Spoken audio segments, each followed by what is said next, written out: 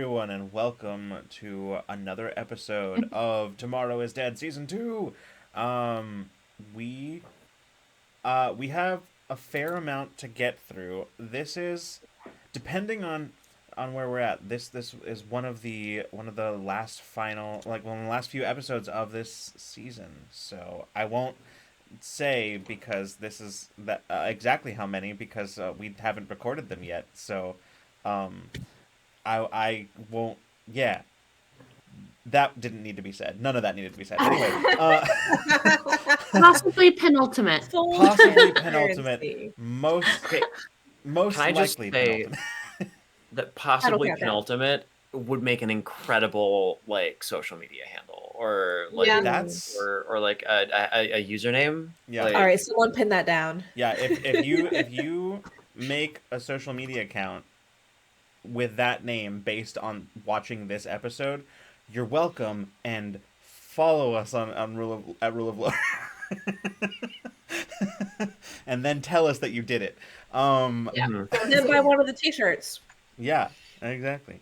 Um, Speaking of T-shirts, that's really our only announcement for right now. Other than there might be others, but you're gonna have to go to Discord for that because that is in the future for us, and we don't know what they are.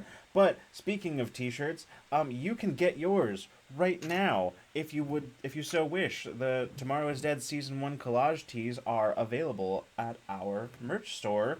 And yeah, you can get yours now if you wish. And then I was about to say that it's in the chat, but I forgot this isn't on Twitch. So it might be in the chat. I don't know. It might be there. It's in the link below the video. Yeah. in the description. There's a link in the description, and you can get it there. Last time we had a bit of an impromptu ad for our T-shirts in the middle of the stream because my book accidentally pressed a button. But That's right. I remember that. not the worst Those button it books. could have pushed, honestly. No, that works. It works. It works. It worked out. So yeah, you can get your shirt now. There's all kinds of cool stuff from season 1 on the tee, designed by our very own Brita Donner. Yeah, so very exciting stuff. That's it. That's all we got. I always feel like I need to vamp at the beginning of these episodes because I feel like our announcements need to be longer because they usually are on our live streams. But you know, this is where we're at. So yeah, let's get started, shall we? Bow.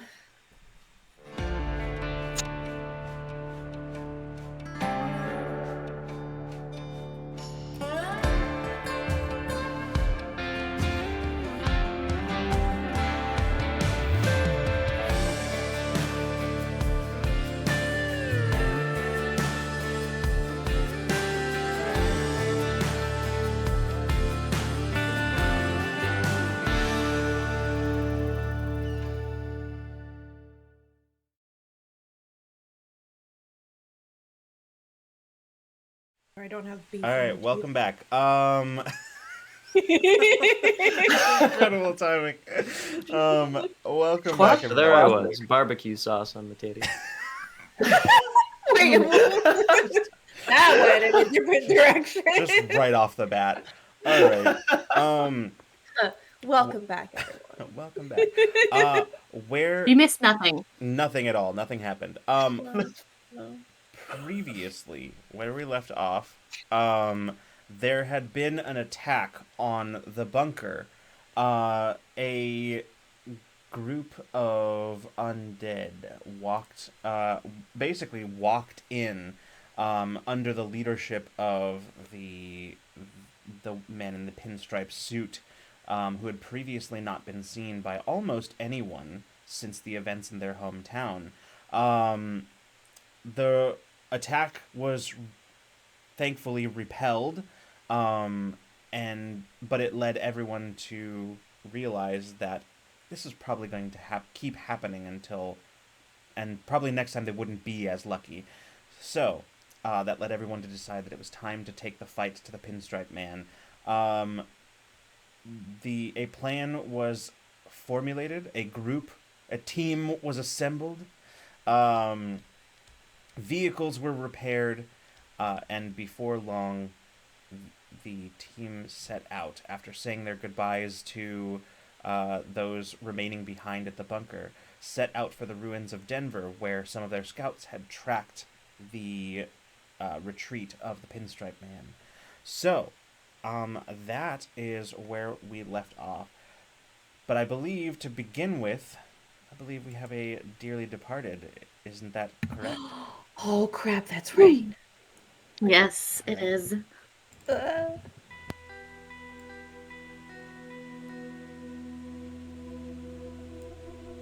remember your voice more than your face. I heard it before I ever saw you, so I guess that makes sense. It was raspy and wrong, but for a moment, I still thought it was human.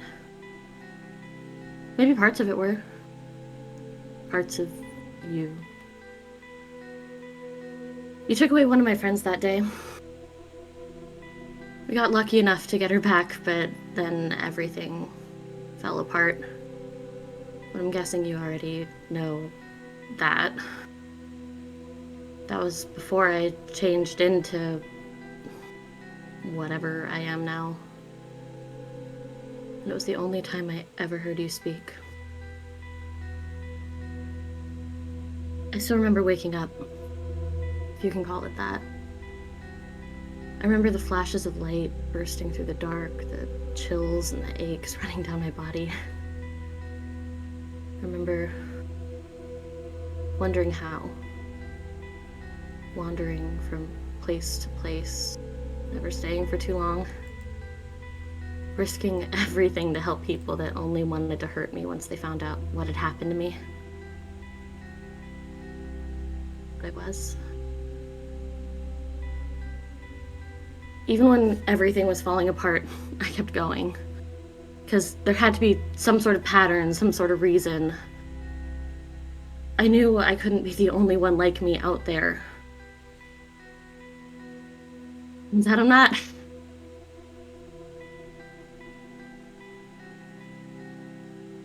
Casey kept calling you a thing. It. Which is fair, I guess, considering you've chosen to act like a monster, but if we're the same, then that means I'm a monster too. So I guess you need a name.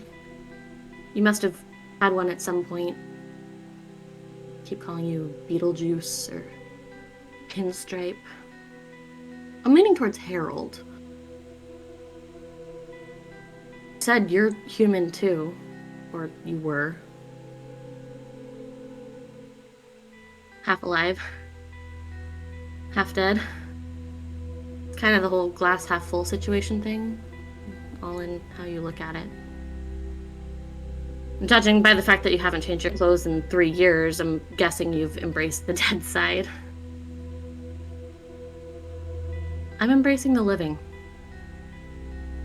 So I guess if you're so eager to side with the dead, we'll have to make sure you join them.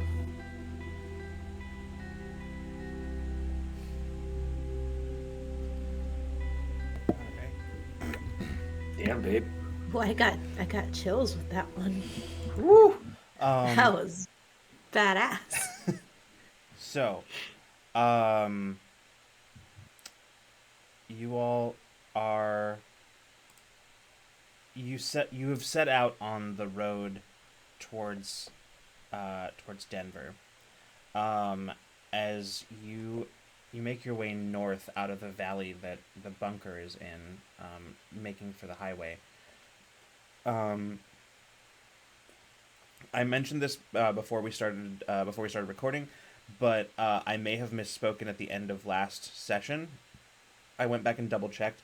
Your vehicles can travel up to 5 sectors per day, and as the crow flies, Denver isn't that far away. However, you have to go around mountains, so the reality is that it's probably closer to 8 sectors. So it'll be all of one day and I'd say about half of the next day. So leaving early in the morning. Although in theory, if you really wanted to, you could drive through the night, but that would have different consequences later on. So that's up to you. So how do you guys proceed?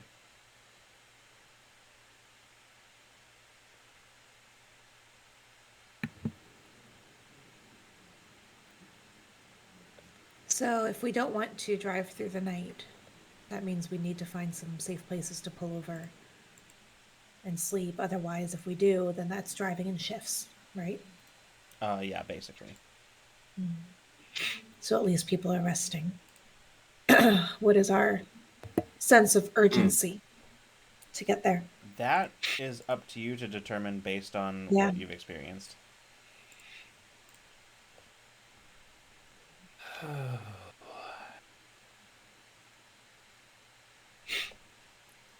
Now, are we going straight to Denver, or did we want to also kind of catch up to or locate that horde, that group that was starting to gather? Remember, we heard about that one. The scouts had caught sight of a group that was kind of on the move as well, still towards Denver or around Denver. I can't remember. No, what it was is that you had scouts that were checking to see if the roads were clear of hordes.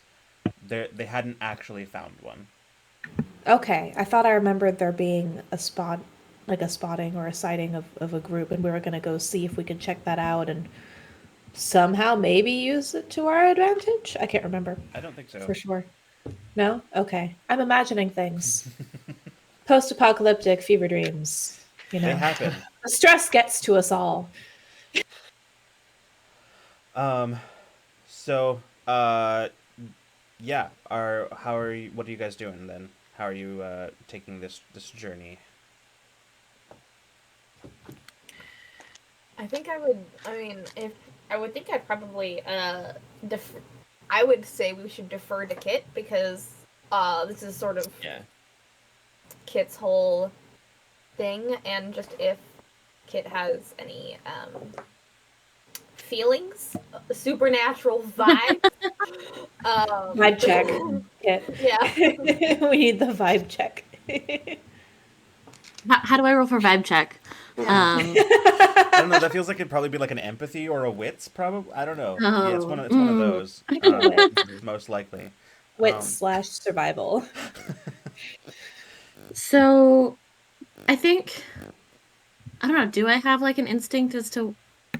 I think for me personally, what's better is just making sure everybody's rested because I don't want anybody to be exhausted. Yeah. So I think I would advise towards finding somewhere to camp on the way. Yeah. I'll say as far as you guys don't have any like sense of immediate kind of urgency.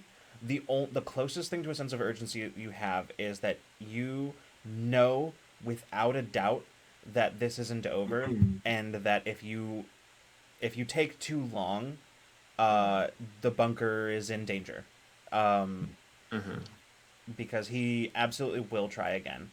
That there's no question there. So, as far as you have no timeline, however, on that, you know that it would take him a while to get to Denver, but he's got a couple of days on you. He's got a couple of days of head start, and there's a really good chance he doesn't need to stop. Unlike yourselves. Yeah, but he still has to walk. Like if he goes to Denver, he still has to walk back. So we still have some time. You still have some time. Yeah. So, but you also have really, other than the as far as the scouts were able to go, other than that, you have really no idea what you're walking into. So there's also that. Yeah. I think probably not just like a headlong rush. I mean, probably try and I would imagine we probably want to try and take at least some kind of route that would get us a few like vantage points where we can try and look ahead on the road and see if we can see anything. Okay. Just so that we're not driving ourselves straight into like a huge traffic jam that's left on the road, or bandits or a horde or something. And we have we have radios too. So Yeah. if we have radios, then we can have Kit and Frankie take point on the motorcycle to do this, like do a little more like reconnaissance, and then report back about like zombies and safety locations for rest. Yeah. On the subject of equipment, here's what I will say. I will say this is important. So in terms of rations, you guys can take with you. If you have a haven and you leave the haven, each of you can take enough rations equal to the haven's capacity times 2. Okay. I don't actually have that information in front of me right now, so I don't. If somebody has the haven stats somewhere. No? I'm sure I do. My cat is on top of my Fair enough. I think it's at least a 3. So just go ahead and say you have 6 rations each. Okay. So I'm pretty sure it's a capacity 3, or 2. It's somewhere in there.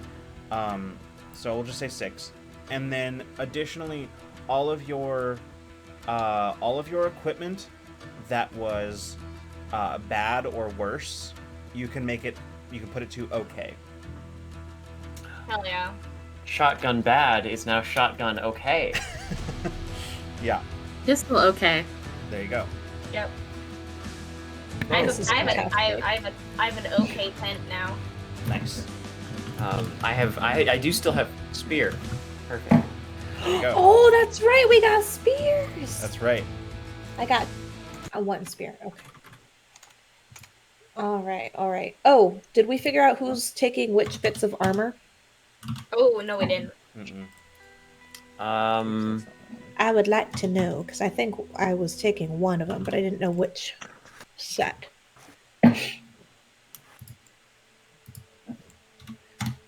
Frankie's good. So we've got... I'm better without armor. And 'cause We've remember, got it 2 has soft vests it has a and 1 penalty set of to- body armor. it gives a penalty to your movement. So just remember that. Oh. I think we were giving some to like Shaw and I think we're giving it to Nick. I thought we might be giving it to Nick as well, but Nick. I think you did. You were giving something to Nick because Nick Yeah. was close combat Yeah. person. So like, Mm-hmm. just to do a quick reminder, since this is the logistics part. So like, diegetically in the world, it's everybody sort of like probably meeting in the bus and like just making sure that everything is distributed well. But Yeah. for our sake, just to do a quick recap of like, other than the 5 of you, you have with you Nick, Shaw. Is Hall with you? Hall's with you, right? Yes. Yes. Hall. And who is the Anita. Anita? That's Anita. right. That's right. Okay. Cool. So I have Shaw, Nick, Casey, and Maisel in the bus, Hall, Gabby, and Anita in the SUV, and Kit and Frankie on the motorcycle. Okay. Sounds the good. 2 of you essentially, I think, acting as our forward scouts because motorcycle. Yeah. Because motorcycle. Because And also so I could redirect things away from him since he's exposed. it's very cool. Yeah. Ooh, good call. Yeah. Although that said, being on the motorcycle slightly negates your provisional invisibility to them, Kit. So there is that. But you guys are sorry, I didn't mean to interrupt. I just wanted to make sure that like have the. So you guys were so who's got the armor then? We had 2 sets of armor, right? I thought there were 3. There's We 3. have 3, Oh, so we have okay. 2 So soft Gabby, vests Nick, and and who 1 else? set of body armor. Right. Yeah, Gabby, Nick, and either Shaw or Hall, I think. I'm fine taking a soft vest versus the full set of body armor. I'm fine with that. Maybe that's slightly less of a penalty to my mobility. I imagine. I think so. Yeah. Okay, I'll take a soft vest then because my close combat and mobility scores are about the same. They're both like 6. Ranged combat, which as long as I'm situated, I don't need to move around too much. But ranged combat is my highest, followed by close combat. Yeah, so I the guess. soft vest only gives you a -1 penalty to your mobility. That's fine. Yeah. I'll take it. The body armor is a -2 penalty.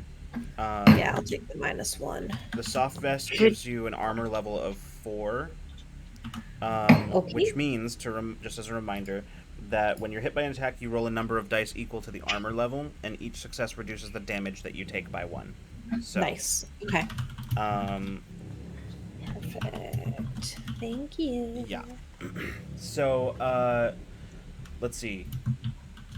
So basically what that means is that it's not the most effective against the dead. However, I did say at the end of last time that the way I was going to treat that is if you do have to end up having to roll, if you're wearing armor and you have to roll on the walker attack table, then you get to re-roll it.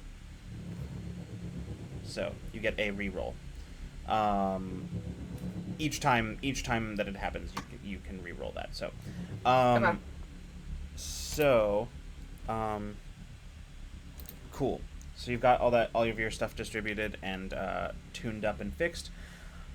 So, we'll go ahead and say that as you guys are sort of spend your time traveling, it doesn't take you long to reach the highway, and it is at first mostly fine. The closer that you get towards the city, however, or towards the outskirts of the city, the more traffic you start finding. And we're gonna go ahead and I'm gonna go ahead and roll something. I'm gonna roll a luck oracle check here. Ooh. They've rolled the same number twice, which is good Okay. because it is it was a double low. So what you find is that while the traffic is pretty so like Frankie and Kit, while scouting ahead, what you find is that while the abandoned vehicles are like, it's pretty heavy, but there's, for the most part, there are going to be slowdowns for sure, but nothing that is not traversable completely by your vehicles. However, there is a moment where as the two of you are sort of scouting up ahead, the other's probably a good maybe 5 or 10 minutes behind you. Frankie and Kit looking around, you see that there's one place where you might have to stop and manually push some vehicles out of the way. Yeah, not many of them, maybe 2 or 3 of them, but yeah. Okay. You're sort of looking around. Sorry, yeah, what were you saying, Allison? Oh, I was just gonna ask, is this the same direction I approached from last time, or is this a different direction? This is where you would have been going had you proceeded past Denver, like was your original plan. Got it. But when you ran into Howard and Roe, that sort of changed your plans and you went back towards Denver, and then you didn't come back this way when you left. Okay. Sticking kind of towards the eastern side of the mountains after that. But yeah, as you so you would have had to come this way had you not met them. Looking around the area, you see that there's a few of the dead around, not many, and I'll go ahead and say just give me a survival check here. Me? Anyone, either of you. Whoever's is better. I don't know whose is actually better. Probably. Mine's a 4. What's Frankie's? Probably better. Survival? Mhm. What do you mean, Yeah. all 4 altogether, or just Just whatever you would be rolling. What's the total amount that you would be rolling 8. first? 8? Okay. Yeah, so you do that. Take an additional one for Kit. I will.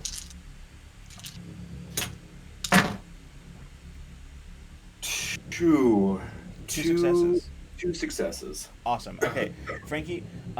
Looking around, between the sort of direction that these stragglers that are here are sort of moving.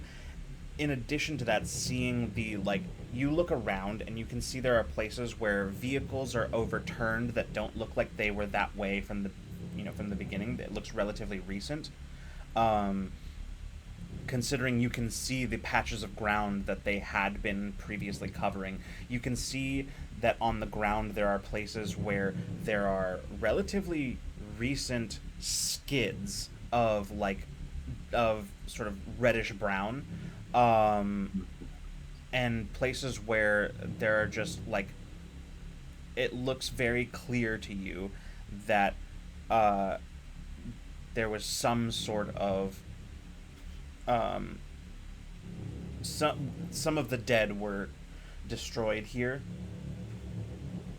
Just taking a look at it, Frankie, and just looking in the direction, like, you know very clearly that a horde passed through here probably maybe like a week or two tops ago. Oh. Probably not 2 weeks. It's probably like a little over a week, maybe. The other thing that you know is, just given looking with that second success, I will tell you that looking at the direction that many of the like streaks on the road are going, you know that they were heading towards the city. The horde was heading towards the city. And these stragglers that you're seeing here are just the ones that like either were tailing behind the rest of the horde, or that got stuck or disoriented, and yeah. Horde passed by not long ago. They're heading towards the city. Of course they are. We got this. I will say, given what you see, Frankie, there's not really a good way of telling exactly how large the horde was. Enough that they were falling and trampling each other. But you're not sure exactly beyond that. That doesn't tell you much. It could have been 20. It could have been 200. It's hard to say. Although it probably wasn't on the low end, considering the overturned vehicles. Goodness. 20 or maybe more. Maybe, huh? I'm going to say more just because for safety.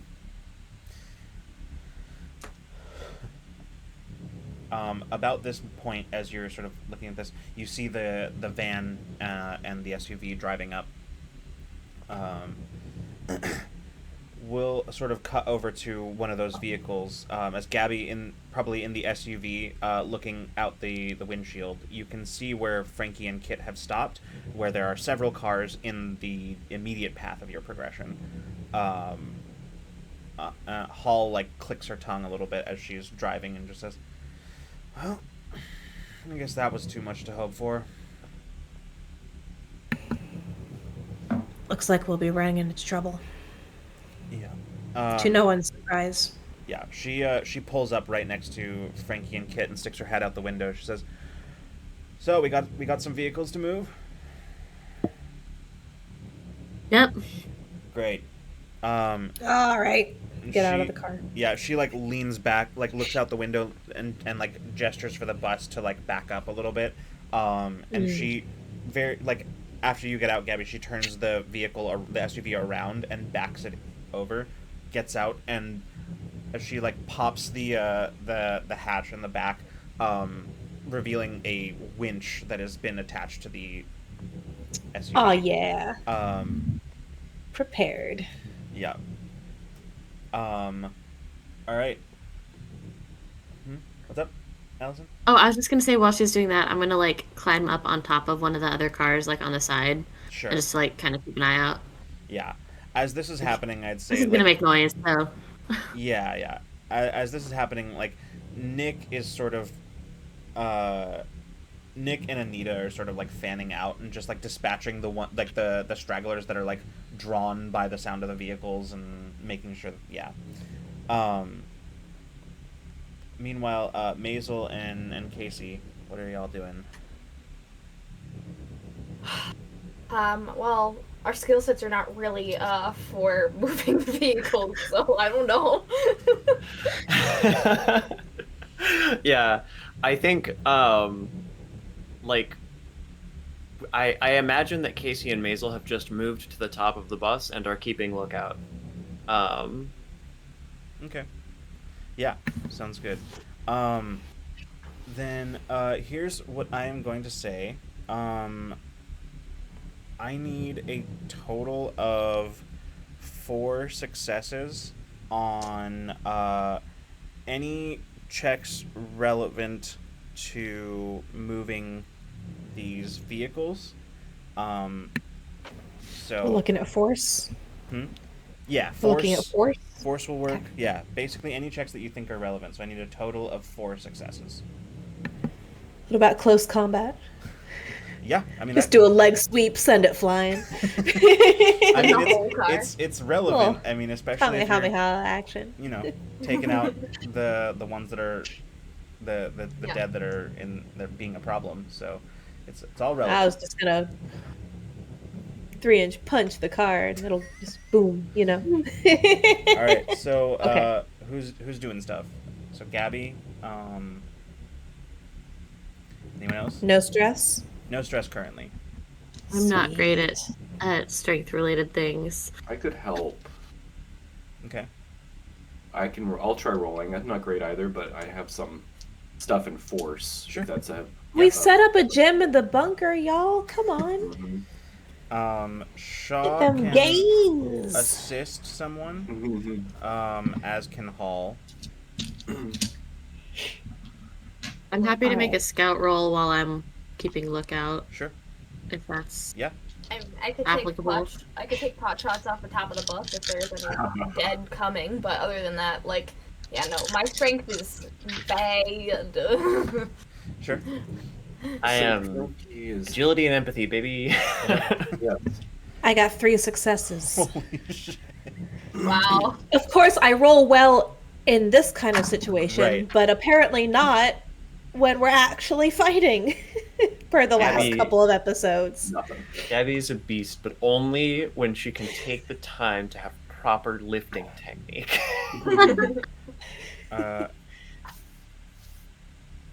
Allison, Focus. did you roll? Yeah, I did. I got no successes. And I got 2 4s and a 5, but nope. I No also got successes. Okay, so you guys, here's how this basically plays out: is that you guys spend some time. It's a little at what seemed like not a terribly daunting task at first ends up being a little more than you bargained for, as some of the vehicle's axles are literally just like rusted, like they're fused essentially with rust, which makes them very difficult to move, which means that essentially eventually you guys have to literally like roll one of the cars. There's no way of moving it, sort of finessing it out of the way. You literally just have to take it, overturn it, and just kind of putting your backs into it, just sort of flipping it and pushing it off the road, which takes an enormous amount of effort and a lot of time. But eventually you are, and then of course the noise draws more of the dead from the surrounding areas. So, yeah, but you were able to get the road cleared, but it is a more intense blockage than you expected it to be, and you lose a fair amount of time doing so. Okay. I think if it's like it's taking a longer time than we thought, and I don't know how much dead are like surrounded, because I know a few people were, if a lot of the people that were doing like crowd control now have to help move the vehicles, Maisel will keep doing the like pot shots all around. But if it's like not, the dead isn't like a huge problem, Maisel would then maybe start like trying to like get rest accommodations started. Like, okay, this is taking too long. We're gonna end the day here. Yeah. Yeah. Fair enough. Okay. Yeah.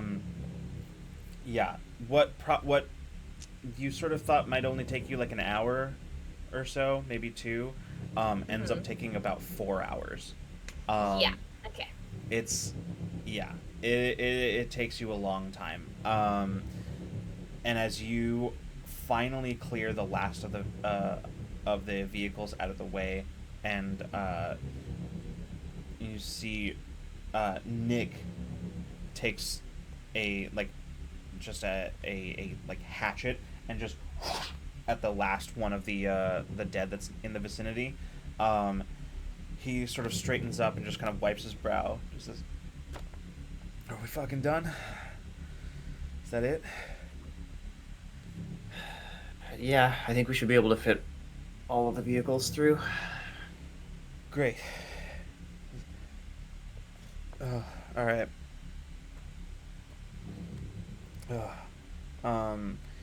You all are fairly taxed by this whole thing. Are you staying put, or are you moving on first before stopping? Maybe just far enough away from where we made a bunch of noise, and then Yeah. Okay. That's sort of what I was thinking. Yeah. You take your small caravan ahead a little bit, bypassing this sort of small area of congestion. And you find not far up the road there actually is like a rest area that you can kind of pull off. It's not like one of the super fancy ones. There's nothing there except bathrooms, basically. And just like what was once a picnic area, where as you pull up, you see the remains of a small camp. Like there are just tattered tents and things like that that are just like still around in the sort of picnic area. But no sign of anyone actually here. Being there. Yeah. Cool. The camp looks like it was abandoned or otherwise depopulated probably at least like a year or two back. It's like everything there is in real bad shape. There's not even much worth taking from it. Cool. But yeah, you pull off and you have sort of a little earlier than you intended to stop for you're not as far along the way as you intended to stop, but as night sort of falls, anything anyone wants to do? Yeah, what's up, Allison? Yeah. Remembering my last experience with arrest, Mm-hmm. I would like to go make sure the bathrooms are clear Okay. before we settle into camp. Very good call. That's what I was thinking. That's a good idea. Okay. So, Kit, Disappointing amount of Fireball whiskey in this one.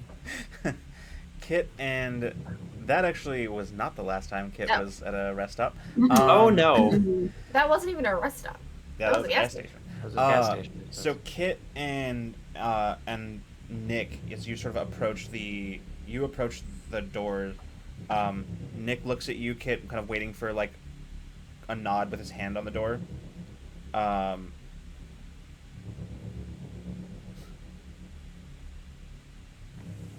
Can I sense anything at all? Like, is there any sort of like? Can I tell if there's something there? Because my hope was I was gonna kind of stealth over myself without assistance. Sure. I'm gonna have you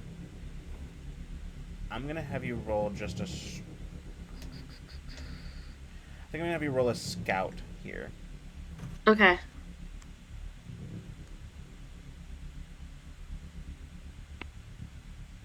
Nope. Okay. No, you can't. You can't sense anything. You're not really, as you sort of like, you sort of stand there, you're not really sure what to look for or what to attempt, really. You're just kind of there hoping that there might be something. Do the bathrooms doors push inward and then pull from inside to go out? I think they pull outward. Okay. Yeah. Okay. What, Bree, you're muted. I was saying that you were correct, Lucas. Yeah, You yeah. pulled them Okay, out. cool. I was just making sure. Because, like, then if there was something... Okay. There's less likely to be, like, a bunch piled in there. Mm-hmm. Because they could get out if they wanted to. Right. I'm just gonna nod at him. All right. He grabs the handle, pulls it open, and then takes his hatchet and just like taps it on the door, just kind of clang, and you both kind of stand there and wait. And you listen at this is basically like the men's restroom. And you sort of wait. He shakes his head at you, and lets the door close. You move over to the other bathroom. Once again, he kind of grabs the handle and waits for you to give him a signal. Mm-hmm. He opens the door. Okay. He opens the door, and you don't even have to tap. You can hear it. You can hear the one in there. There's only one. You can hear it. Okay. Yeah. I'm gonna pull the hunting knife I got out and just have it ready to go. Okay. Yeah. He lets you kind of inside first, and then kind of follows just a little bit behind. And as you sort of edge forward, you can see there's there is no doubt about where this one is, and she's apparently trapped in a stall. And mostly you don't hear the sound of... She's not agitated. You do hear just sort of like the just rasping, like...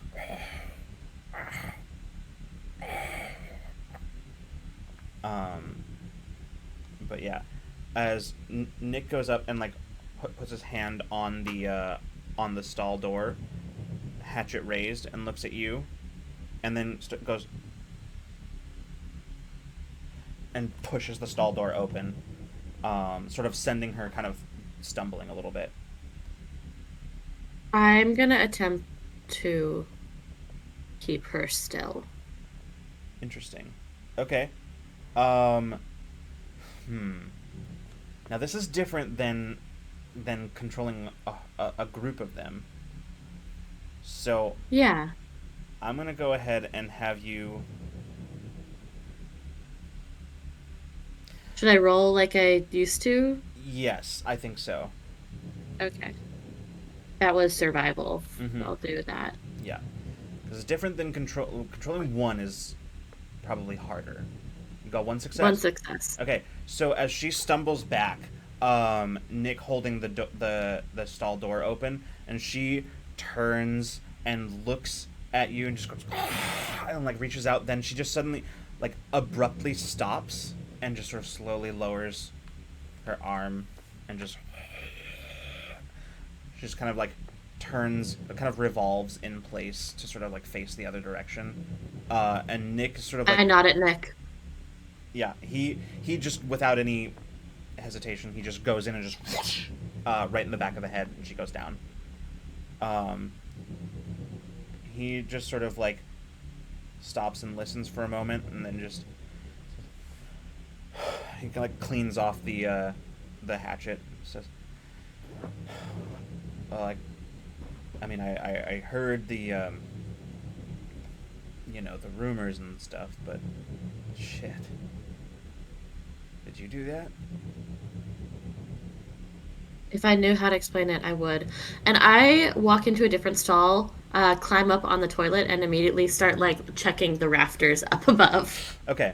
Yeah, this Events. Yeah, here it doesn't have like in the last one, it doesn't have like the kind of panels that you can push up. I'm not risking anything anymore. Yeah, no, that's completely fair. Yeah, so as you kind of check to see if maybe there's anything that you can push up, there isn't. It's mostly like solid ceiling here, so. I hit it just to be sure. Yeah, he looks up and he goes, "What are you doing?" Making sure there's no dead in the ceiling. It's like, that is a terrifying thought that I guess I never really considered, but now I'm not going to be able to stop thinking about that. I mean, they were in our walls. Yeah, but that... No, okay. So that's how I got this, and I pull out the hunting knife. Mm-hmm. You're going to have to tell me Found that a guy. story sometime. Yeah, it was smelled real bad. Yeah. Most of them... I think it's pretty clear in here, actually. Looks, looks like there was more, but he kind of like gestures around to like you can see like what looks like just like like streaked dried blood on the floor that was sort of moved around by many shuffling feet. But wherever they came from, wherever they went, they're not here now. So I nod, and then I immediately walk back across to the men's restroom because we knocked on the door, but we didn't actually like fully sweep Sure. it. So I'm gonna go sweep it real quick just to be safe. Yeah, and it is empty. You can see the remains of some long dead ones in here. So yeah, these bodies have probably been here for years. Cool. We'll head back towards everybody else. As you guys kind of gather for the evening, taking shelter in the bus, as it has sort of been the rear of the bus has sort of been sort of had seats taken out and replaced with supply racks and like beds and things like that, like kind of camper style beds that can sort of you convert other things into beds, that kind of stuff. So yeah, you're sort of sitting around and looking at the map, and Shaw is just sort of finishing up saying, I mean, we lost a little bit of time today, but I don't know, it shouldn't set us back too much. I mean, this fucker's got a head start on us already, but he's still got to be on foot. So even if he manages to, gather up some more and come back, most likely he won't. Yeah. It's a pretty good chance that he's still there. I mean, even if it's been like 5 days on foot, he's got to be going there for a reason. Well, he like nods to Frankie and says, "You said that a horde passed through here not long ago. I think, if I had to guess, best thing to do on a tactical retreat, pick up reinforcements and come back." It makes sense that he's going and looking for more. You guys should know, the closer we get to the thing, they act weird. Weird how? Like, less predictable, more erratic. And then at a certain point, they don't get close to it at all, so once you're past the ring of psychos, I guess you're in the clear, but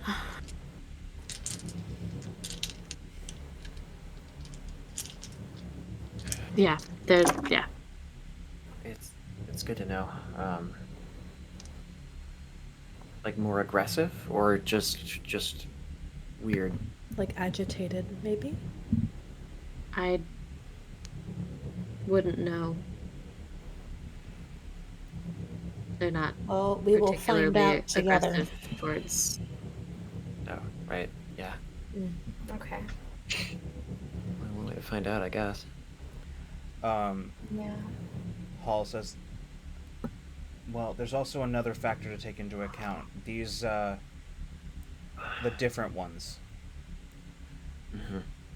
They were mostly sighted. They've mostly been sighted around.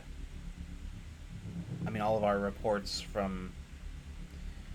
Well, she kind of like looks at Kit. Says, from you, tell us that you encountered more of them here than any of us have in the last several years.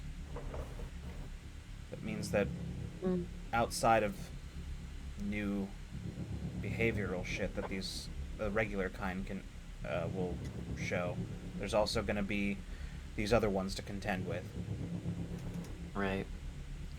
As far as what I've seen, just from what Kit told me, it's looking like we deal with the fast ones as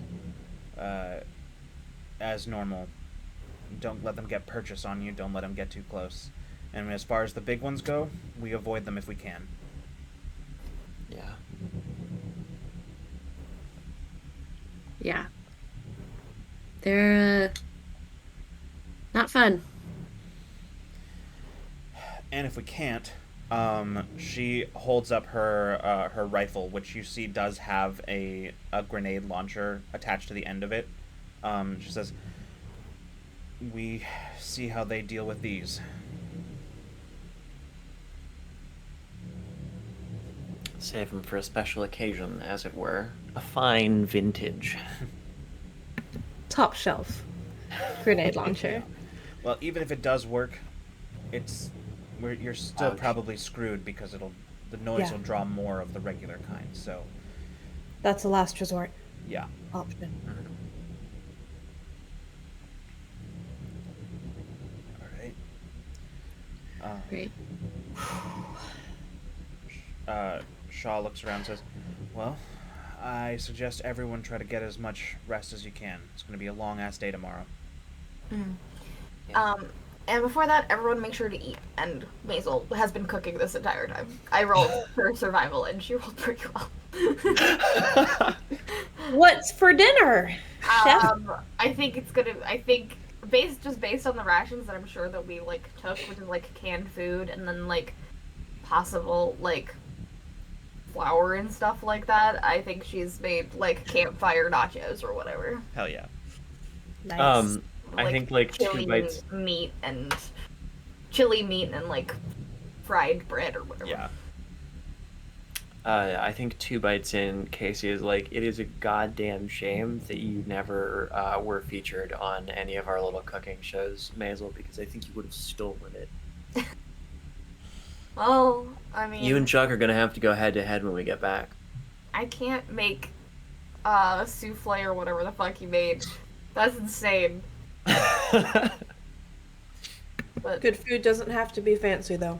yeah, Thanks, it's like the Maisel. it's like campfire nachos that are like in like you cook it in like the tin foil or whatever.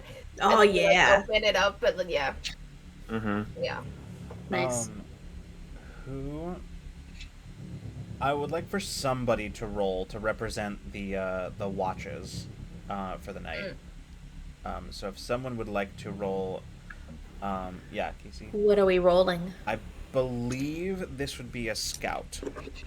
Oof, I am not Well, strong in the scout. I I'm not. nominate Frankie. I'm Yeah. famously Use the okay. binos. Scout plus Nope. 2. Use I the binos.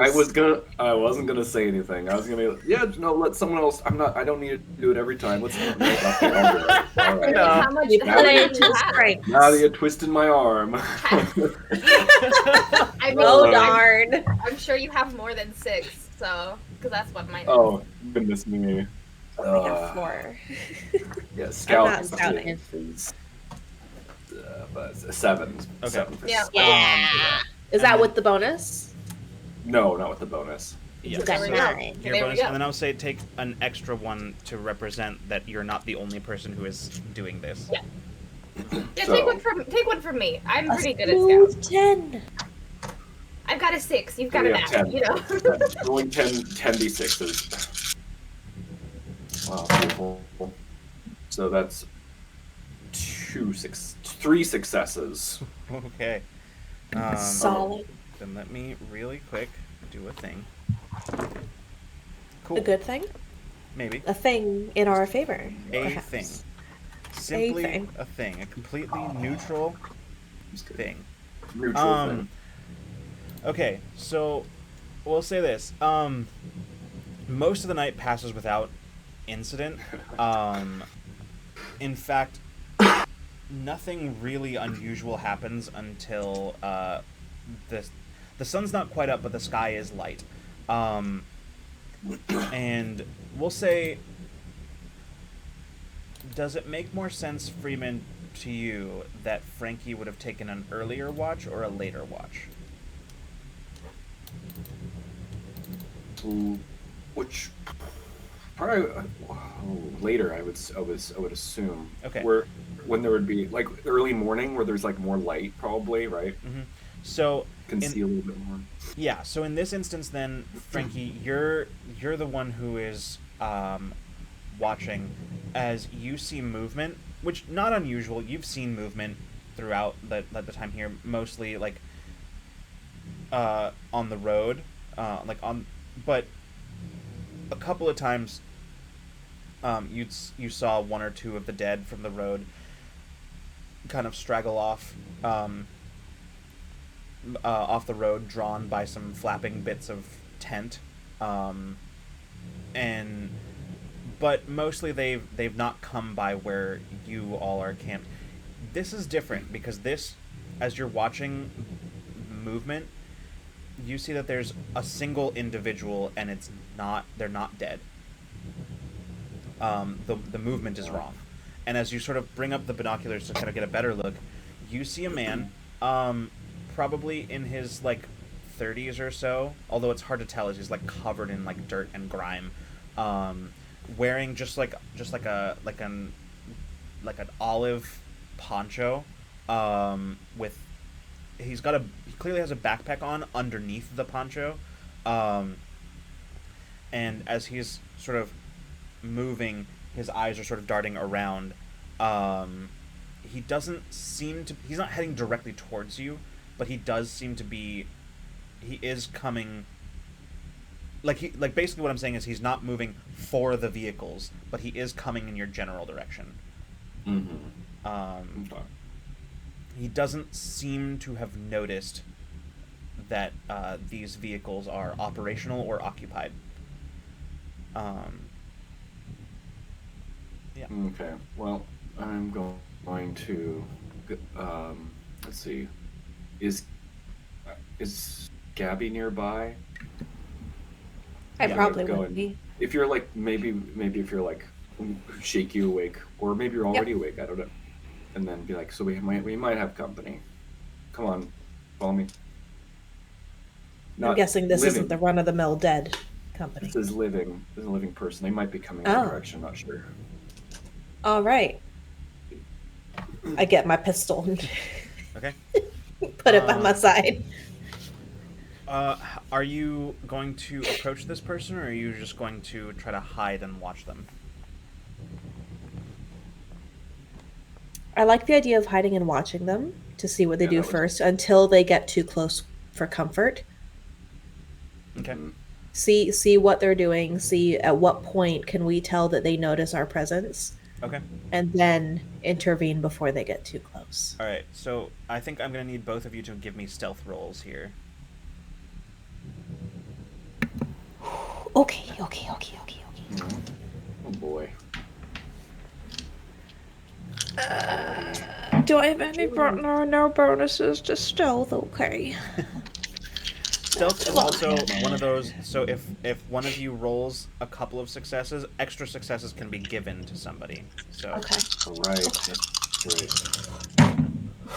I got one success. I'm over here with nothing. nothing. All right. Oh, okay. So Okay. I could. No, I don't know if I can do that retroactively. Never mind. you can try to push the roll if you want, Frankie. Let's get stressed already. Let's get stressed right now. Oh my god. This is stressful. I'm gonna Do it. just re-roll everything. Yep. And then It's add okay. a stress to it. We'll or- have nachos later, and that stress will clear away. Hey, let's get I got stressed Shepherd right now, bro. That is ridiculous how there's nothing. Nothing. Okay. Now I'm stressed. Okay. Cool. So. That is stressful, man. So here's how this plays out. I think as Gabby, you put yourself into a good position to sort of hide. Frankie, you also are hiding and waiting, and you watch as this individual approaches. You can see that in what you couldn't see before is that in one hand he's carrying a gas can, which given like it's a small gas can, given the way he's carrying it, it's probably mostly empty. As he is sort of like looking around, you can see that he spots he kind of takes a quick look at your vehicles and like he assesses them and sort of starts making towards them. And Frankie, as you're sort of getting into position, getting ready to like intervene should he come for your vehicles, just behind you, you just hear like a twig snap, and then just, and as you turn, you see one of the dead coming towards you. Damn it. Is hasn't seen you, but is like immediately next to you as you're just sort of there, just like it suddenly like its head turns and looks at you, and then just and you're sort of like forced to just like dispatch it, and you do so. Unfortunately, it sort of brings you out of cover, and as you finish dealing with that, you turn around to see a pistol pointed at you, gas can on the ground. I've got my pistol trained on him. Yeah. He Be notices... very careful with your next move. He notices you, Gabby, looks at you, Frankie, and then just says, just kind of, okay? Okay? And he sort of says, I'm just going to put this on the ground. He slowly... It's down. Says, Listen, I didn't realize that these vehicles were occupied. I'm just looking for gas. By yourself? Says, yeah, it didn't start out that way, but... Can I kind of assess the guy? Yeah, I'd say just give me... Just give me yeah. Just straight up... I think this would just be an empathy roll here. Oh, because my empathy is so strong.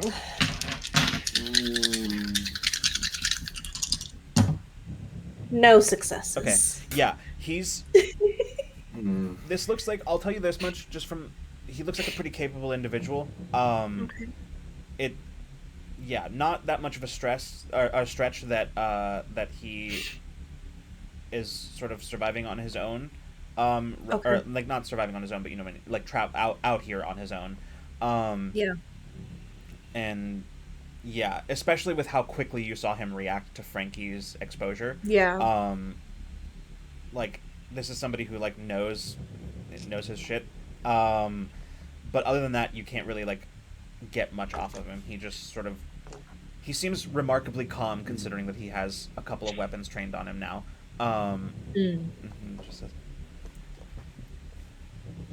so, any chance that we get out of this without shooting, stabbing, punching? Well, luckily for you, I don't think any of us want to draw attention to ourselves right now. Smart. You want to come chat? Given that the question is being asked while a gun is being pointed, I'm going to go ahead and say yes, because it doesn't feel like I have a lot of choices. You're a smart one. Come on. He- I'm not going to give any indication of where the others are sleeping and resting. I imagine right now, because we're in the middle of maybe like a transition for watch cycles. Sure. I'll guess maybe I was the next one to take watch, so Makes it would be easier for me to wake up. Yeah. Yeah, you kind of move I'll over climb a bit. down. And, yeah. Yeah. And you kind of get a little bit away from the transports. Mhm. Just goes, so, What are you doing out here in this hellscape? like I said, looking for fuel. I mean, now I'm looking for fuel. I was out on a supply run.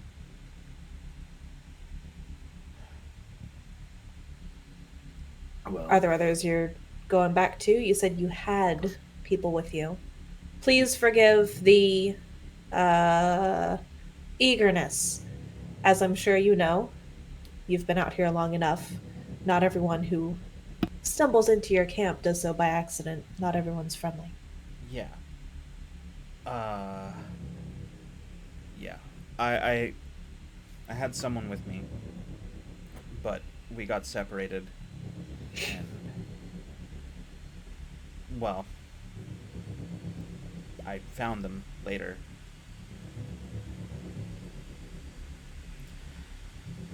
Anyway, I'm just headed back now. Back home. Towards or away from the city? Uh, I'm not going to ask you to reveal where home is. I mean, towards ish, but not in. Hell no. What's your name? Jake. Gabby. He hesitates for a moment and then just shakes your hand. I'm not pointing the gun Mm-hmm. Yeah. at him anymore, but still very wary. Frankie. I imagine you're still right here. Yeah. So I'm just yeah, over here. He says. I mean, you I'm got here. this.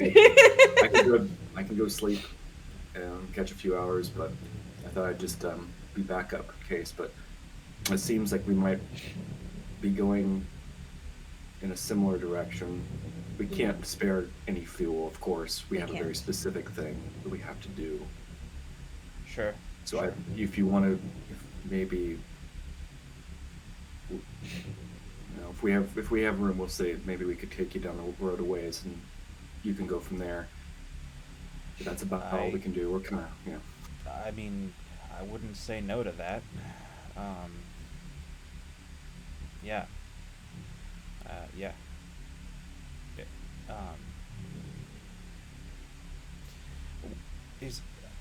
If I realize I'm not the one on the bullet end of this conversation, or I'm the one on the bullet end of this conversation, but I mean, mostly just out of curiosity, where are you headed? You said we're going the same direction. Not much this direction except for the city. And you'd have to be... That would be where we're headed. Glad I didn't finish the sentence I was about to say. It's okay. You're thinking it. At some point or another, we were all thinking it too. Well, if you're headed to the city, you either have no idea what you're in for, or you know exactly what you're in for. And, yeah, either way, it's pretty bad down there. Worse since the horde passed through about a week ago, probably. Did you get a good look at this horde? Not a great look, but easily close to 200, I'd say. Did you notice anything weird about this one? You mean other than... Or your run-of-the-mill horde? Not sure I've seen any other kind, really, but... no, I mean, they were a horde like any other, making their way down the highway and making all kinds of noise. Happens sometimes, especially along this stretch. They, groups leaving the city and just sort of wandering down one of the major arteries from the city, and then I guess somewhere along the way they get turned around and just disperse, form up again, and make their way back. No real pattern to it as far as I can tell. Sometimes it's larger, sometimes it's smaller.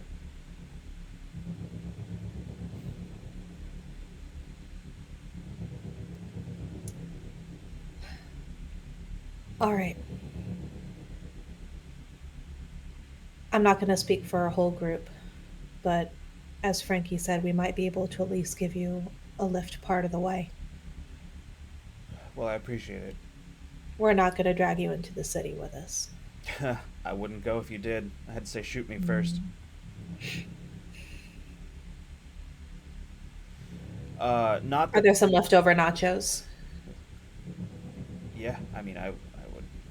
Oh, I was just asking. Oh, if we you had would... some. Yeah, they're... kinda. They might be a little cold now, Yeah. but...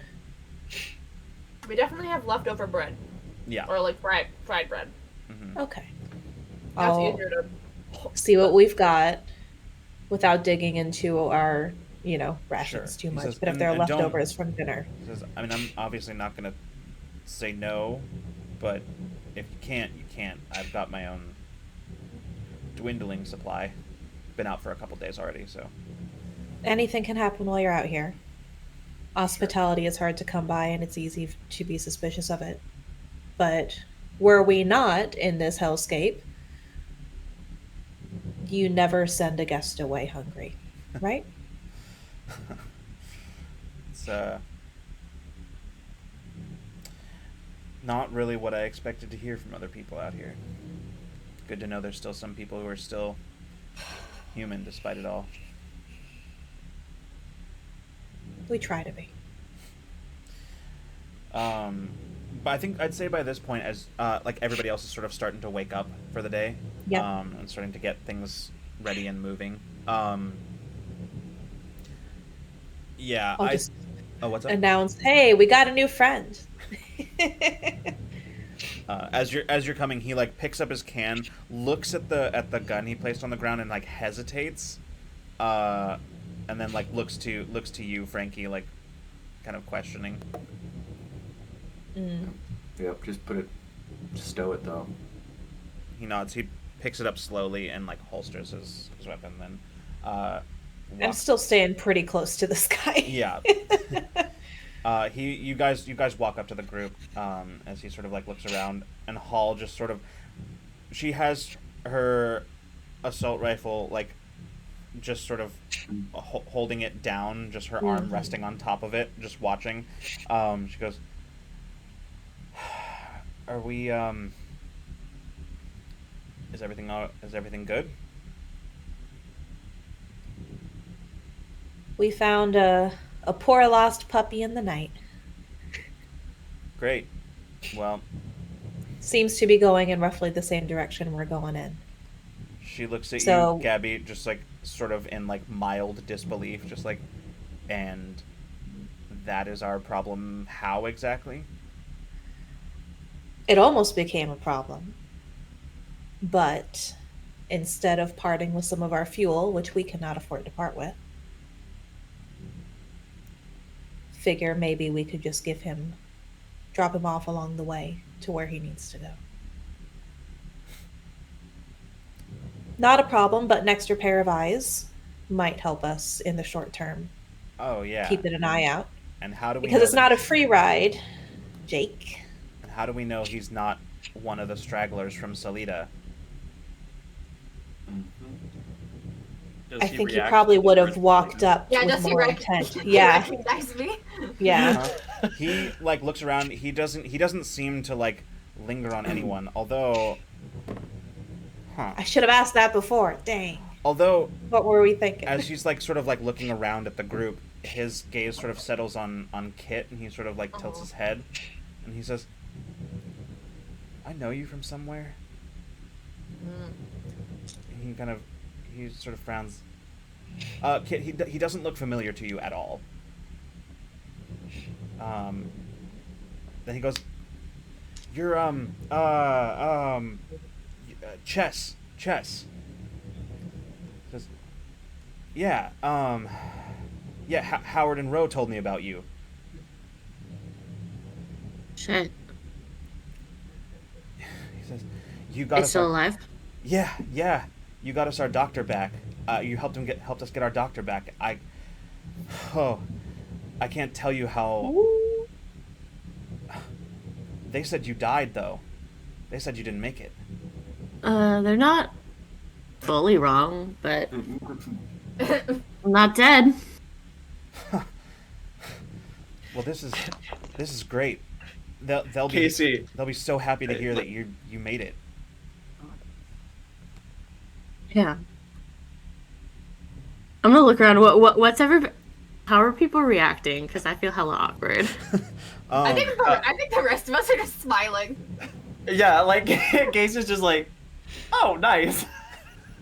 I'm gonna flip a coin here to see if I say if I say the inside part out loud. I'm glad I didn't shoot him. Yeah. Unless you want me to. And I point that towards Kit.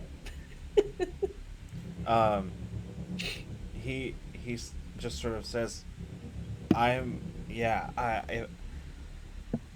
look, I don't have much, and most of the stuff that I have on me has to go back to my people, but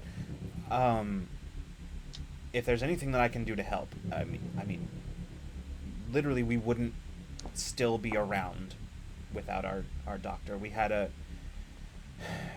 sort of a pretty bad flu hit our camp, maybe 8 months back, and we wouldn't have come through it without him.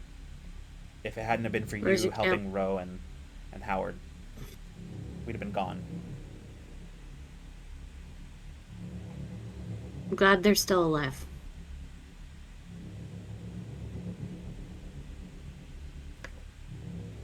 How's her sister?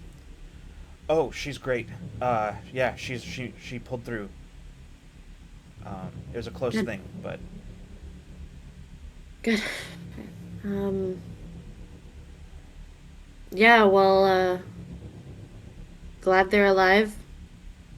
Don't shoot anyone, and I guess we'll get you back to them. Yeah, absolutely. If you don't mind my asking, I mean, I was curious before, but I didn't want to push the issue. But you've been in Denver, and Howard and Ro told us about what you saw. The hell are you going back there for? Oh, What you're we gonna saw. want, you're going on a bite to eat. Well, we fill you in on that one, bud. Okay. I mean, and the way you can help us is telling us literally anything you know about the city and the area and how the dead move. And helping us keep watch along the way. Yeah, absolutely. Anything. I'll do whatever I can. I'll say you spend, like, as you kind of, like, all get settled after this, you spend the next, like all of your, like, morning prep time, like eating breakfast and that kind of stuff, and, like, just chatting, and like packing up and getting ready to go. Spend talking with Jake, him telling you all he knows, which frankly isn't all that much more than you do.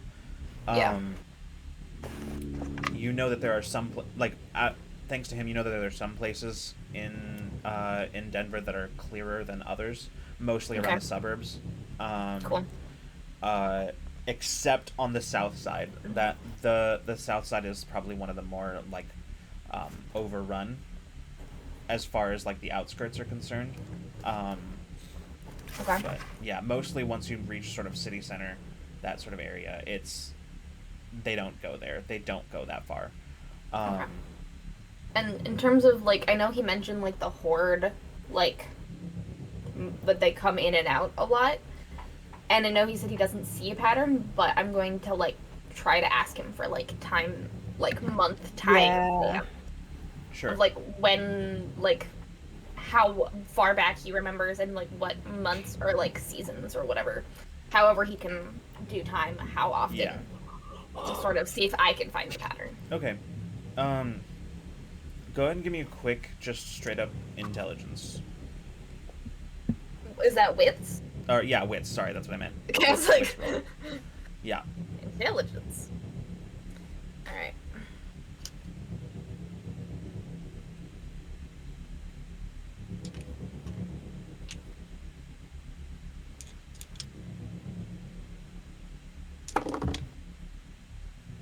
One success. Okay. Just listening to what he says, it doesn't seem like there's much of a pattern at all. That doesn't mean that there isn't one. It could just as easily mean that there's, like, you have incomplete information. Sure. But just from what you hear him saying, it doesn't seem like there's anything particularly noteworthy in terms of any sort of pattern that emerges or anything like that. It really does seem like just sort of the natural kind of coming and going of the hordes. Okay. But again, you have very incomplete information on that count. Yeah. So, but yeah, you also learn from Jake that, and this is information that Kit probably would have given you as well. So, but it's good to hear him kind of confirm it, since Kit's information was from, like, more than a year ago. That the best way, if you can, the best way to traverse in Denver is through some of the, like, staying as high up as possible, meaning, like, if there's any, like, sort of overpasses, things like that, or just, like, yeah, those are some probably, like, the better ways of traveling, if you can. And you stay on them as long as you can stay on. But otherwise, it gets dicier the closer towards city center that you get. Cool. I'm gonna ask if you've seen or knows where the spire is. He shakes his head and says, I've never seen it myself. Okay. Howard mentioned it, but yeah, down towards city center is what I understand. Okay. Good to know. And so it's, like, not one of those, like, really tall ones that you can see, like, really, really far away. Because, like, we're pretty close to the city. Like, it's not, like the Right. one that I mean, we saw far away. In fairness, there's also lots of mountains still between you and there. Sure. Okay. So there is that. But yeah, it might not be quite as large as the one that you've seen before. Okay. But yeah, he, depending on what information you share with him, he is, I'd say it's probably safe to say that you share the information about the hordes being controlled. Yes. Yeah. Mm-hmm. That's probably a good thing to share with anybody. Yeah. If they've got a settlement or some sort of home base nearby, they need to know. Yeah. He sort of like says, if it was anyone else telling me this, I'd say that you'd all lost it. But he glances at Kit and just says, but he says, I've heard about a lot of the weird shit that you all experienced, and yeah, that's good to know. We tend to stay on the move. We don't have one spot that we tend to be in, so That's probably a good idea. That's smart. But we only had a haven for like 3 months, and he found us. So, like, yeah, be careful. we tend not to stay anywhere too long. We do stick to the mountains just because there's generally fewer of them in the mountains, but yeah, we move around. We don't have a location. He kind of like gestures around to your vehicles. He says we more have this kind of a caravan. We move around. Alright. Good to know. Good for you. Look out for a man in a pinstripe suit. Good advice now and before this all went to shit. Well, this one has telekinetic powers, so. Yeah, still trying to wrap my head around that one. Yeah, I could sort of wrap my head around the like there's some kind of alpha zombie that can control other zombies. That made sense to me. That was pretty freaky. Yeah. And he can control. Never mind. We don't know that yet. We don't. I mean, we do, but like not enough. We don't understand why. One of our people opened the door for no real reason. It was weird, but anyway, that too. I'll say that like most of this conversation probably happens as you guys are back on the road. Would he be in the bus then? Yeah. Or Probably. in the SUV? Yeah. Okay. He can be in the bus. Basil's honestly not too worried about one guy. And that's why I figured, like, once we realized he was alone, wasn't too much of a risk to bring him back into camp with all of this there. Yeah.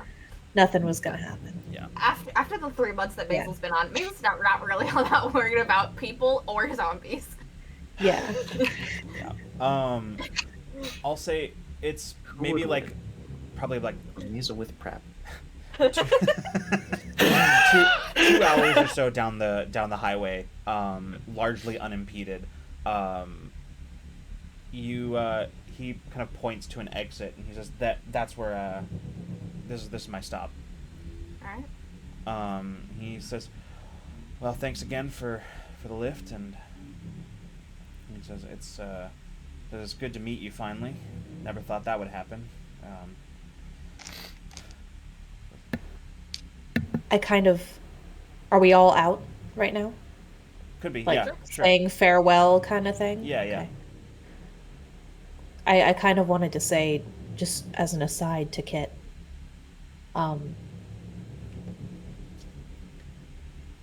he knows friends of yours. They're still alive. Do you need to check in on them? Do you want to check in on them? I knew them for like 3 days. Okay. I'm glad they're alive. You helped keep them alive. Your reputation spread.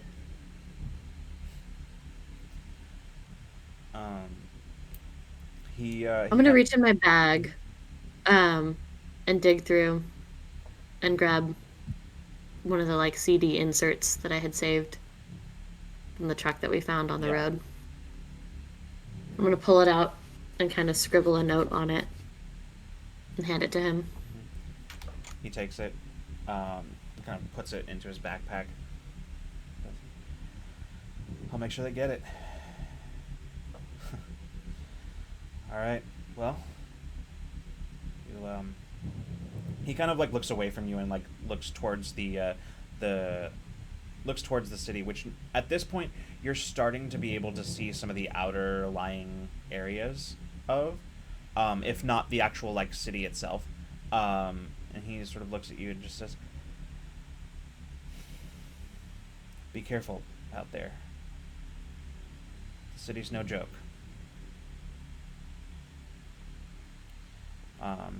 He says, "Besides, it'd be real shitty for Howard and Rowe to think you were dead all this time, learn that you're alive, then turned out you actually died not that long afterwards. So, try to avoid giving them the whiplash." And he like shoulders his backpack and. I kind of side-eye my entire group, and I nod. He turns and starts kind of walking down the exit, turns back after a ways and just waves before kind of going out of sight. Kind of want to watch and just make sure, like, until he's out of sight, there's no direct danger to him. Yeah. You don't see any, and honestly, you haven't seen more than like. Okay. The odd straggler here and there on the way. There haven't been that many. Okay. So, with that, you return to your vehicles and continue on. It's probably late afternoon, moving into evening, by the time you actually can reach the outskirts of Denver. By this point, you would have seen very clearly, all of you, gotten a glimpse of it at least at one point or another, seen the spire. From this distance, looking like sort of a dark slate gray finger of what looks like stone from this distance. All of you feel, whenever you get, like, you haven't gotten much of a glimpse of it, but by the time you sort of are stopping for the evening, there's nothing between you and it, obscuring your view. And as you are looking at it, all of you feel a sense of just discomfort, like somehow you're being watched. It's this feeling like it can see you, and it kind of makes your skin crawl. Not like a freaking Eye of Sauron or something? Yeah, that's, I think, would be the immediate obvious analogy that would come to any of your minds. Yeah. So, I think Casey would say that, so like just short the flaming eyeball, right? You can. You guys feel something? It feels like it's watching. Kind of hate it. Yeah, it's like when you think someone's watching you, but it never goes away. Like when you're completely alone, there's no way that anyone can be there, but you're just certain that somebody is. No, yeah, I am.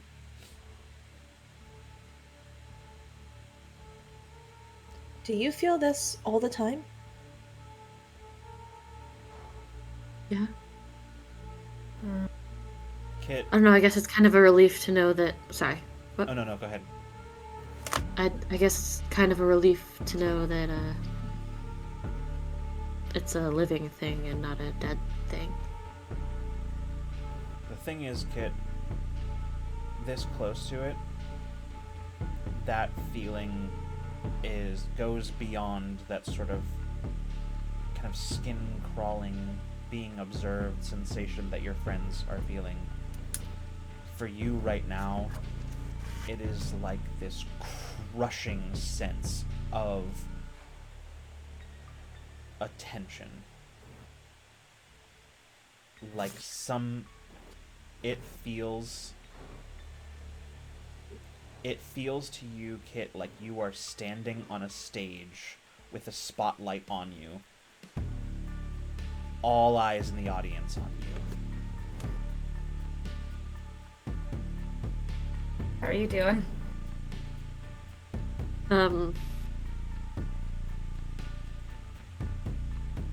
It gets worse the closer I get. Is it just more like things are watching you, or is it a different sensation? It's that, but it's more like 1,000 things. You know? Sure. I don't know how close I can get. We take it one step at a time, right? Yeah. What happened And- last time you got close? I just couldn't. I turned around and I couldn't. Well, I wanted to. I had in my head that I was gonna walk right up and touch it, you know, and what made you want to turn around?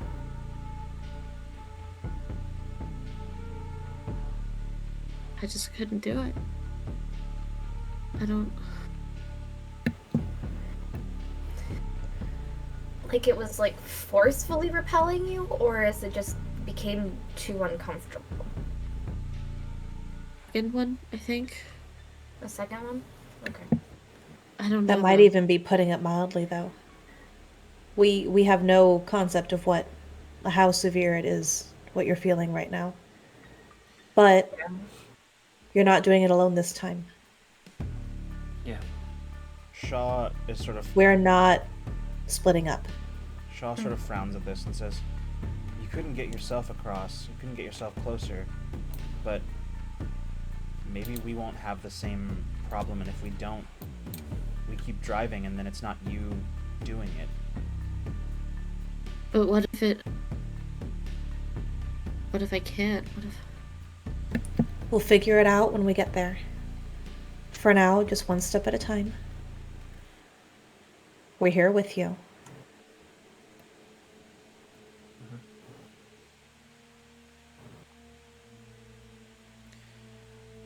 Just talk us through it. We'll do what we can. Yeah. Can we talk about something else? Because I feel like there's already enough attention on me right now, and I'd rather. Sure. All right, you all kind of return to the task at hand.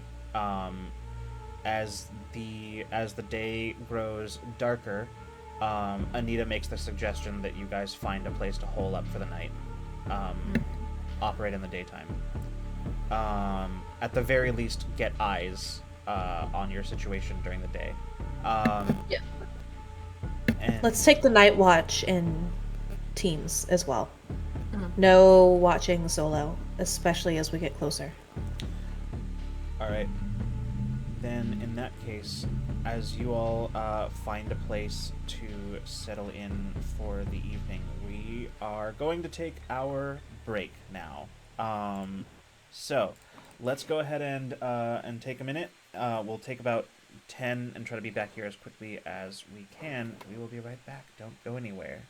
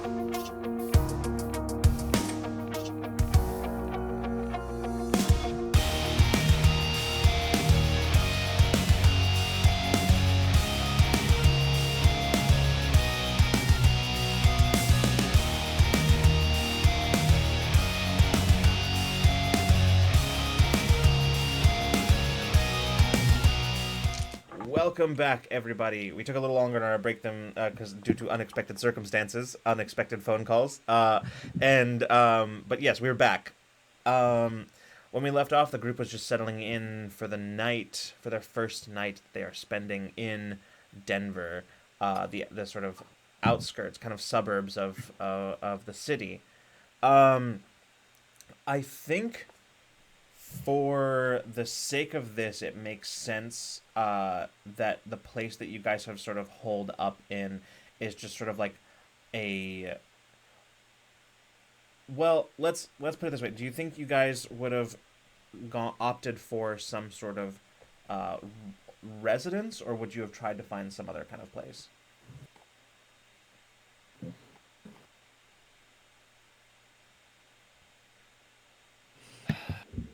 I feel like a residence. Go ahead. A residence carries the need to clear it out. Yeah. So if there was some place that we could have just pulled off of the road that was relatively sheltered, that we could then just camp in the bus. Okay. The best. Yeah. The best call. Yeah. Gather everyone in the bus. Easier to defend. Sure. I think that's fair. Sleep over. Cool. So yeah, you guys find, like, I'd say it makes sense that there's like a neighborhood park somewhere that you guys find that you're able to just sort of like pull into and just camp. Easy enough. What the nice thing with there being a park is that it's kind of large open space, which means that you'll see anything coming for a while from a ways around. You probably won't be taken by surprise. So yeah. So you guys are in the city now. You can see your objective, more or less. But what is there anything that you guys would like to do as far as your preparation is concerned? As your plan is very much based on a we'll see when we get there. So it's hard to really consider preparation when we don't fully know what we're up against. I think we've, like, in Gabby's mind, I'm going through, we have supplies, we have gear, we've, like, modified or improved upon all of our weaponry and arms as much as we can. We've fixed up the vehicles. And I'm trying to fight that anxiety of feeling like you can never really be prepared. Like, just those memories, right? You think you're prepared, you think you have your security tight, you think your defenses are strong, and you could have done everything you could imagine. And something could still go wrong. But that doesn't mean you didn't prepare enough. I think I've been grappling with that since the fall at the university, and then the bunker, and everything else, and trying to, in some way, and I would imagine that Zeke had some influence on this mindset when we were back at the bunker still, because Zeke, out of anyone else here, has seen Gabby firsthand go into her own spiral, which the others here I purposefully did not show, but just trying to accept the fact that you can't control for everything, and you have to at some point be okay with the preparations that you have done and just move forward with that. I think that I've seen us as a group sort of tango with this paralysis when we're trying to analyze things down to a T sometimes. And I don't think we have the time for that now.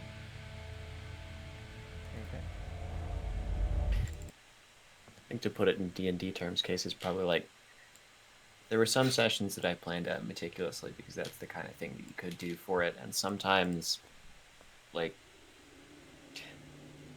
I went in with a few bullet points and a prayer, and then just worked off of whatever you guys did, and I think that's what we're doing. Can't do either of those all the time, really, but we've done everything we can. Whatever is going to happen tomorrow is going to happen, and we're well equipped to deal with it. As well equipped as we can be. I think I do want to check in with Frankie real quick. Where would he be at camp? I think maybe just sitting on the motorcycle at one point probably would be kind of cool. Yeah. Yeah.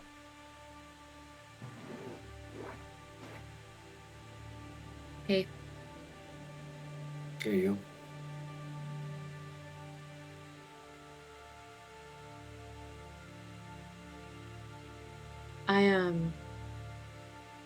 I think Shaw's right.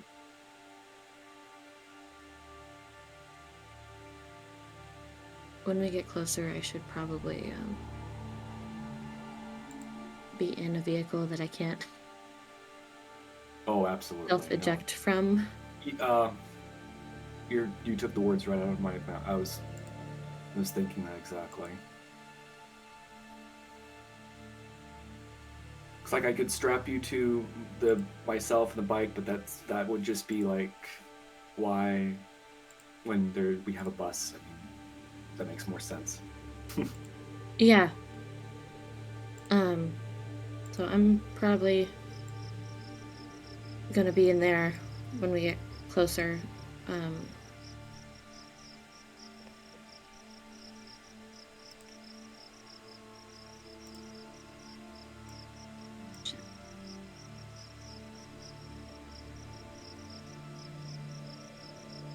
don't know. I think we're all going to be. There's a certain point this motorcycle becomes less useful. As much as I think it's cool, and I'm having fun on this partial sort of. I'm imagining myself as a different character. It's very interesting, but it's Okay, less good. practical Not for good. me. Sorry. I mean, yeah, It just becomes less practical. totally. And I want to But be closer to also, you as well, so.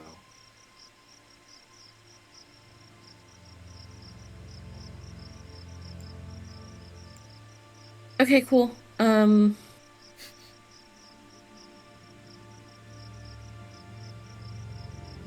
Get over here. What? Get over here.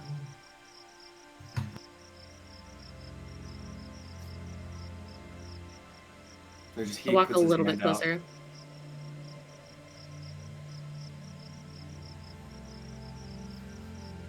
What?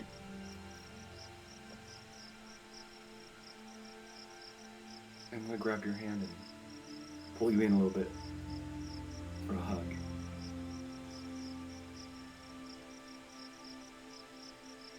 Thank you for not making me ask. I understand. I'm gonna go grab some food. All right, good. I'll be in a bit. As that interaction is sort of taking place, Gabby, you are sort of, I'd say, where's Gabby right now? As everybody is sort of like setting up for camp and stuff like that, and where's Gabby? Probably preparing for watch. Okay. Again, going through certain things. I was gonna find Maisel, whether it was before we all turned in, or maybe Maisel and I could keep watch together or something. I'll say as you're kind of waiting for a moment to go up and talk with Maisel, you look around and it occurs to you, Gabby, that this really is the first time that all of you have been together working towards the same thing in any sort of like non-emergency situation kind of way, right? Like the last time was technically when you were taking the bunker, but there were so many things that were left hanging there. There were so many things that were in flux. Conversations that needed to be had that were being put on the back burner for the sake of what you were doing. And this is the first time I think that it would feel to you like everybody's truly together. Yeah. How does Gabby feel about that? Yeah. Conflicted. A lot of very interesting mixed feelings about this, because it's both relief, a weird sense of comfort, but also quite a lot of anxiety as well, because it's been a long time since we were all together, as you said. But it feels different still from how it did then. I feel like I'm not... it's hard to put into words. While we both, like, on one hand, have a lot more purpose right now than maybe we did before, we are hunting something versus fleeing, for example. We have moved beyond survival mode into trying to accomplish a different sort of goal and chasing after that goal, which changes the dynamic, I think, a little bit. Yeah. And as strange as it may sound, even with all of the danger around us, I feel more anxious about all of the things that have gone unsaid so far. And the way the group feels different. But at the same time,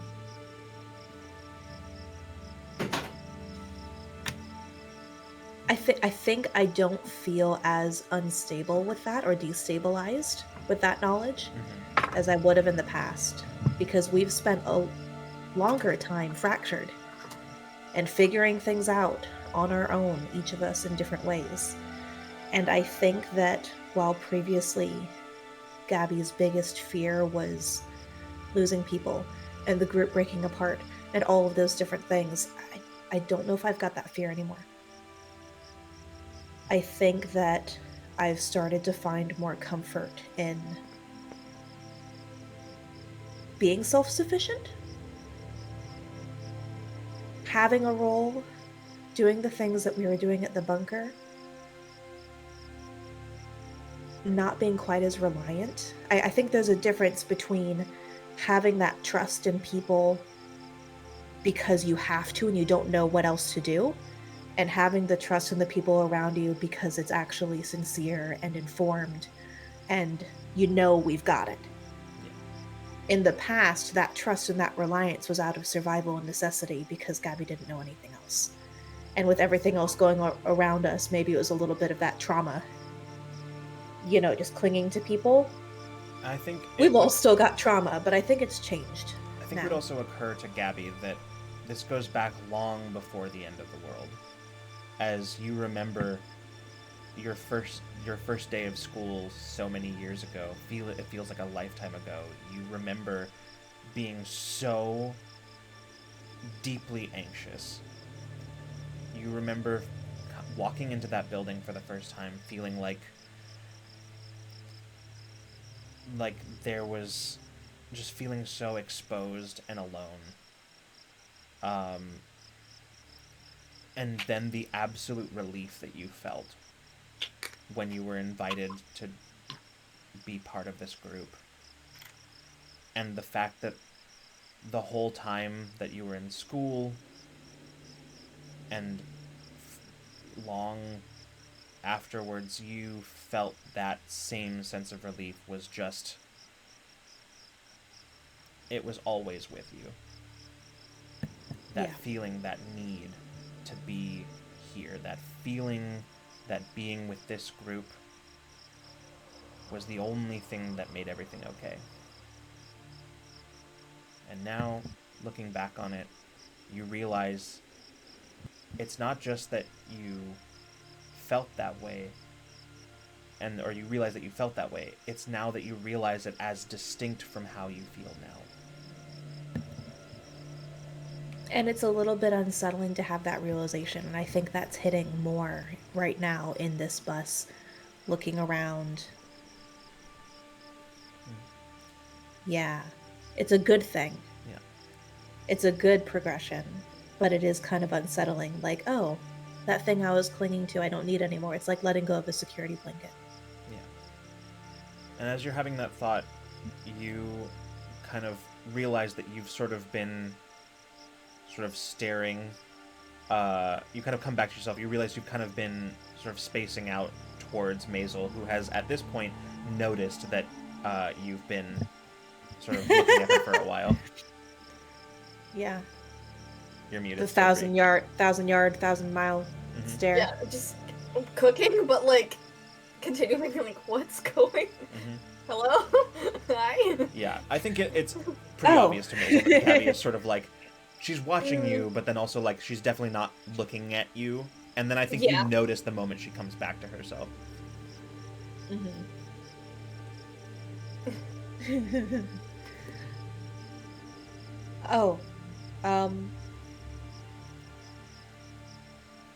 What's for dinner?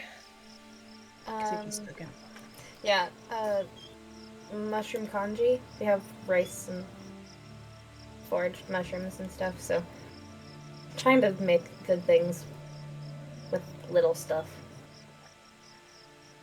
That sounds pretty good. You need a hand? Sure, do you want to chop some mushrooms? Yeah, can do that.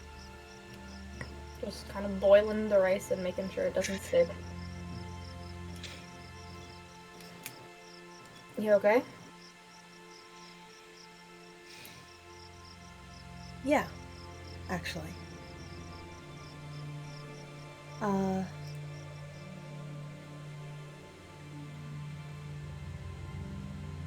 been wanting to talk to you for a while. That sounded more accusatory than I meant it to sound. Okay. How are you? All things considered.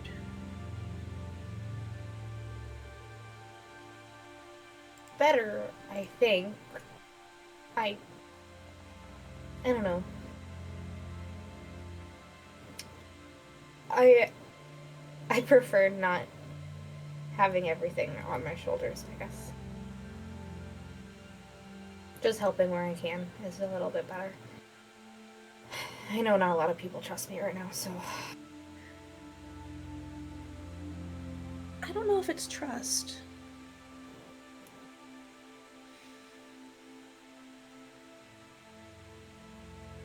There were a lot of things I wanted to say to you when you left. And before that too, but especially when we realized you guys were gone. Yeah. I felt like you didn't trust us. I felt like there was weird misplaced respect or lack thereof.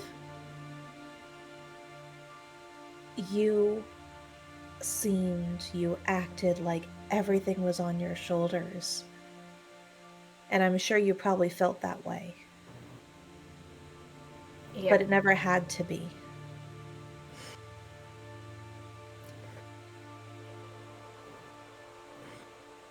I was so angry with you that you thought that you had to be the one to martyr yourself when we've been trying to do all of this together. I felt like you didn't give a shit about us and our care for you.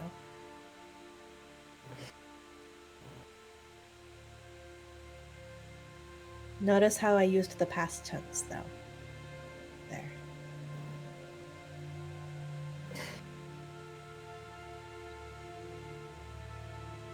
Okay. Since you've come back, it seems like some of that weight has been gone. It's a good look. Thanks. And I'm not gonna lie, it's nice not having those assholes chasing after us. Yeah.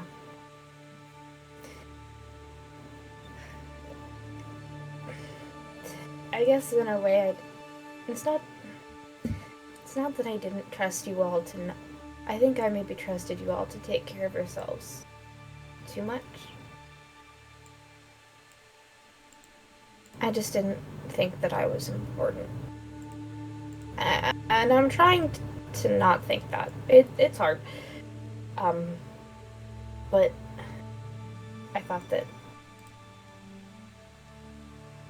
after everything collapsed, I was doing everything I could to keep everyone alive.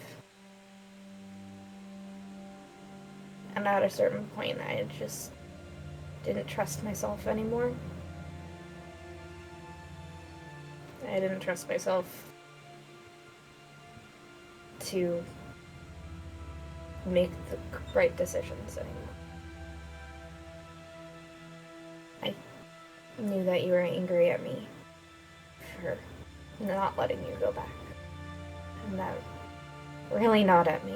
And so I thought that as long as everyone else is safe, I could go and fix what I fucked up. I think I owe you an apology. I was getting mad at you for acting like you were the only one that could fix things. And I was getting mad at the calls you were making. I don't think I was really mad at you, though. Maybe a little bit here and there. But, that's just how these things go, I guess. I don't think you should have had to have been in that situation in the first place. We were all very ready to let you take the lead. And don't get me wrong, you kicked ass with it. Better than I would have. I think it took me a little longer to figure myself out. But I don't think any of us were ready to step up and make the calls you had to do. You had to make. I think it was easy to get angry at the person making the calls when we didn't have to be the ones to make those calls ourselves. I'm sorry.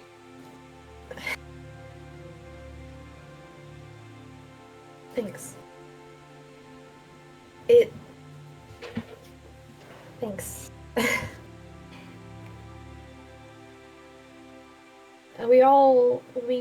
Half of us didn't even graduate high school. So, I get it. Fuck that. We're learning plenty out here, right? What is algebra gonna get me here? I know how many bullets are in this gun. I know how far our cars can go. Algebra is kind of stupid. Geometry is probably a good idea, though. Hall, who just happened to be walking by at this point, just says, "As a logistics-oriented person, I'm going to pretend I didn't hear any of that," and just keeps walking. That's why we have you, Hall. Casey, somewhere in the distance, never tell me the odds. You ignore the odds anyway. But yeah. It's nice seeing you kind of take a step back a little bit. I am so glad you came back. All of you, all three of you, obviously. And I'm glad that, Frankie and Kit didn't let you go on this crazy mission by yourself. What the fuck? You left behind a list What do you mean you had faith that we could figure it out? You left a to-do list, Mom. Well, I had faith that Casey could figure it out, but I also didn't want to leave you guys having nothing. You didn't leave me a list or a letter. I thought you hated me. If I hated you, I wouldn't have listened to you back at the Haven. If I hated you, I would not have followed your ass into Toledo the first time. Yeah. I couldn't really. I couldn't until, well, honestly, until Kit yelled at me midway through our trek. I couldn't really see other people.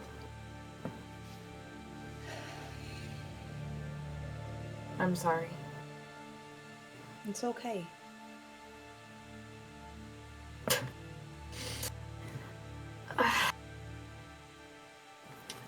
But yeah. Go ahead. Go ahead. I just, these last few days, ever since I've been back and ever since, well, the few months that I was gone, I mean, I had to be someone I didn't like. I thought that was who I was supposed to be to keep everybody safe, but I didn't like it. And Kit knew that. And I'm honestly surprised that Kit followed me. It's because we don't hate you, Knucklehead. I And as soon as you realize that we care about you just as much as you care about us, maybe you'll feel like you don't have to do it all by yourself. You don't have to have all the answers. Shit, I know I don't. I've figured out my role. It's not a leading role. And I'm fine with that. Like I told Casey, I think I was better as vice president. You did. Well, we've got this cool thing called a council now. Yeah, that was a really good idea. I don't. Really good idea. Funnily enough, as angry as I was, I don't think. I think in your own way, you helped us figure it out. When you went to do your super secret mission, I think you did leave a void, and we had to figure out how to handle it. So look, even then, indirectly, you taught us something. I'm glad I could be a don't be like me lesson, I guess.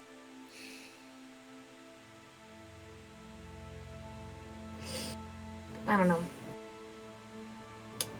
I like being depended on, but maybe not being the only one that's being depended on. It feels weird to not have anyone expect anything of me. But I'm also really bad, apparently, at having too many expectations put on. So, figuring it out. I think you're putting those expectations on yourself more than we're putting them on you. It's not like none of us. We're all expecting things from each other, right? We're expecting that this kanji is going to be the bomb. Thanks. First and foremost. And that we'll have each other's backs. And we will. Look, expectations fulfilled. I hand over the mushrooms. Thanks. This might be delusional, but weirdly, I'm not too worried about us. I don't know. Me, Kit, and Frankie took down a militaristic base. Maybe we can handle a supernatural baddie. You know, I'd be lying if I said I wasn't imagining some crazy action movie-esque type of thing going on out there. It was honestly a lot of waiting. That's boring. Yeah, they don't show you that part when you're guerrilla warfaring in a movie. They don't show you that you just kind of like wait and wait and wait until the supply run like goes through, and then you do something. So Hollywood lies? Smack. What? As the two of you continue just sort of like laughing and kind of joking over the preparation of the evening's meal, both of you feel a little lighter than you did before, and I think both of you feel like you currently have something that you hadn't had for a long time, like something that was lost has been found. The power of friendship. Hey. So, Trying with the other hand. Mm-hmm. I'm going to cut to the next morning, as Casey and I'm gonna say Shaw are standing on top of a sort of smaller office building, not terribly far from where you camped. Maybe probably 2 or 3 miles down towards the city. As you're standing on top of the office building, Shaw has a pair of binoculars and is looking. And he stops. He looks at you, Casey, and says, "It's not good." Hands it to you. Yeah, Casey, you're looking through the binoculars, and ahead of you, as you it's sort of unsettling for a brief moment that you feel yourself, your automatic first move when you put the binoculars to your eyes is to look at the spire, even though it was not what you were intending to look at. And quickly you sort of move away before you give yourself a chance to contemplate too deeply whether it was you that chose to do that or not. You move the binoculars away kind of towards street level. And Casey, you see probably the largest horde that you have ever seen. There are not 200 of them. Honestly, Casey, you don't know how many there are, but you'd estimate it's closer to a number in the thousands. From where you are right now, you can't see extremely clearly, but you do see that they seem to be very concentrated. Within a few blocks of probably within maybe 5 or 6 city blocks from the spire itself. Beyond that, you don't see. It's hard to see beyond that. But just from your limited vantage point between buildings and things like that, it looks like beyond that point where they are extremely concentrated, it looks completely clear. It's like, like when you're driving down a highway and there's like a windrow or something and you come out from behind it and it just blasts your car. It's like that. It's like they can't be in there dispersed, and so they're just packed in around it. It's like there's some kind of invisible barrier or something that they're piling up against. Yeah. Out of curiosity, did you when you put the binoculars up, first thing you do is look at the spire too? Is it just me? Yeah. I have a feeling it's kind of the same for them. Well, similar anyway. He kind of glances up at it, and says, "It's like I don't want to look at it, but I also can't look need away. to."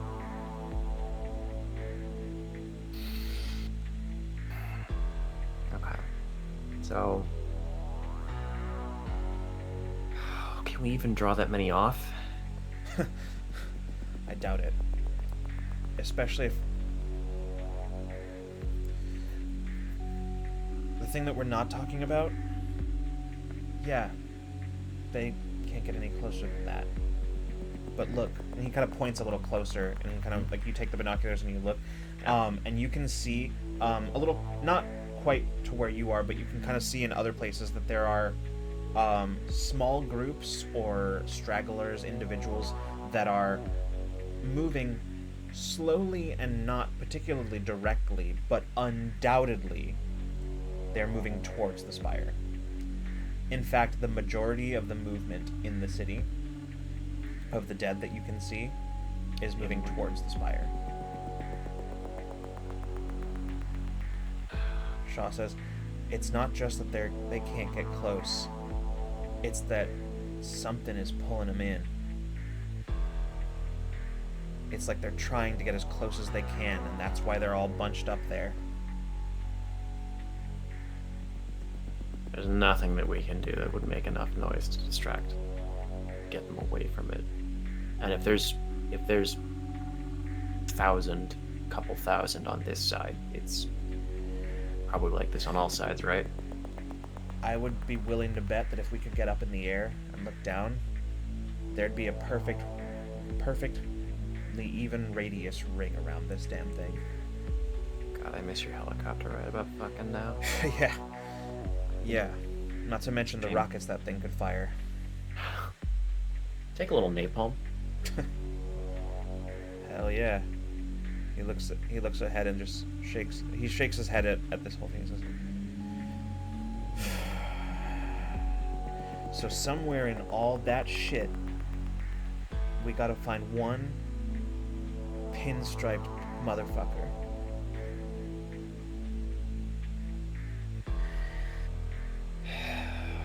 Do you think he can get close? I don't know. He can't, but it's weird. Yeah. He just sort of shakes his head and says, all right, come on, let's get back. Yeah. Check-ins in 5. Yep. I think. Yeah. What's up? Before we go, are there any? Oh man, see, I don't know this about Denver. Are there any skyways or anything in downtown Denver, or alternatively underground? There's probably sewers that we can get into, but who knows how choked with dead those are too. I'm gonna say I also am not sure that I know this information about Denver, but my guess is probably not. And if there is, it's not going to be necessarily like fully traversable. It might be between a couple of buildings, but not necessarily like, it's not like in Indianapolis where you can go for like most of the way, like a lot of that area you can do in just like on the skyways, on the skywalks. Like Minneapolis and Rochester are similar. Yeah, but we're also super far north and it's cold all the time up here, so I mean it's possible that there's some. So I'll say that. There's a light rail system, but it does not appear to be like overhead. Right. So yeah. I'll say that there are probably some buildings that can be sort of traveled between via skywalk. But it's definitely not something that you can do the whole way, and it's also going, like, you don't know what the inside of that building looks like, as far as its how many of the dead it contains. Yeah. As for underground, well, that brings its own set of challenges. Entering for one and then leaving for another. Yeah. And without... I'd say that Casey has probably had this experience within the last few years, without any without a map of any sort of either maintenance tunnel system or anything like that, it is shockingly easy to get lost in something like that, particularly in a large city like this. Yeah. So, Casey will come back and report this all to everybody. We're looking at thousands, basically, on all sides.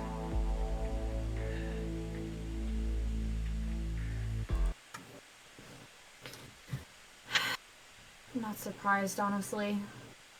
Yeah. Do we know Did you... where in Denver the Spire is now? Is it directly city center, or is it? Yeah. Okay. So it's in Civic Center Park. I'm looking at a real life map of Denver right now. Yeah, no, it is, and it far dwarfs any of the buildings there as well, by at least half. And do we have a just estimated radius? How close can the dead get? Is it a few blocks? Yeah, it's 5 or 6 blocks. 6 blocks? Yeah. Okay. So 6 city blocks is about a half mile. Yeah, give or take.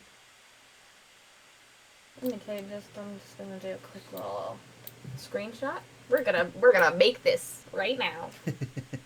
We're gonna make our own little cool. our own little map. Do we need... Would there be benefit in a couple of us just kind of scouting quietly? Because what I don't want is for us to have a plan, drive the whole frickin' bus and the convoy somewhere, and then realize we're stuck. Right. Because as we get closer, the bus especially, we're not going to be able to maneuver. They're going to see us. It's going to be really obvious. Mm-hmm. Where are we coming in on? We're not coming in south, right? Where are we coming in? North, east? Are we technically you're coming as far as coming into Denver is concerned, you're coming in from the west. So you're coming in from the west side of Denver. Okay. That said, in terms of the actual angle of approach, I think you mostly, that's going to be entirely up to you. Okay. As every angle of approach seems to be equally, not, as Sean noted, equally congested with the dead. Right. So it's going to be mostly up to you how you want to approach. But yeah, I believe the original plan, in quotations, was to get your convoy beyond the ring that is forming around, and then theoretically you would be in the clear, kind of. Yeah. Okay. Let's find out what that is. It's a lot of dead to get through. It's a lot of dead to get through. I will say there is a highway that goes directly to the city center. Okay. Directly. It I'm not going to share my screen. I don't know if it's an overpass because I'm looking at a 2D map, but it goes directly from the west right to the top half of the Civic Center Park. It's a little bump right over it. It's a little circle. I'm where I assume this Spire is, and then the highway literally goes like this. Okay. So we could, if we wanted to, try our best to fully brute force it until we get through. Take everybody in the bus and just drive right through. Or we could try to sneak our way in. I think those are probably our two options. As much as I like the brute force idea, I think we're going to go in blind if we do that. We don't know if that highway is clear. We don't know. Yeah, it's also worth noting that if there is a direct path, you all have observed this before, that hordes tend to follow the path of least resistance. Right. Yeah. Mm-hmm. Which is why they tend to be more numerous and on like large Highways. roadways and things like that. Right. So there is that, which is the path of least resistance. There is also, if we go a little higher, there is also a creek that we could somehow do something with and follow that into the radius as well. Roads look like they go over it, so I know that everyone said it's better to be higher rather than lower, but again, the roads are the path of least resistance and not the creek, because the creek doesn't go to the city center, it just goes into the radius of the city center.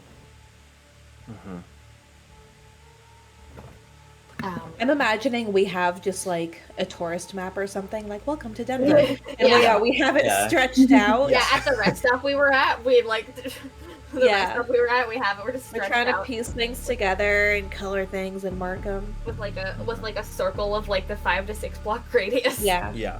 Of like how can we get in that 5 to 6 block radius?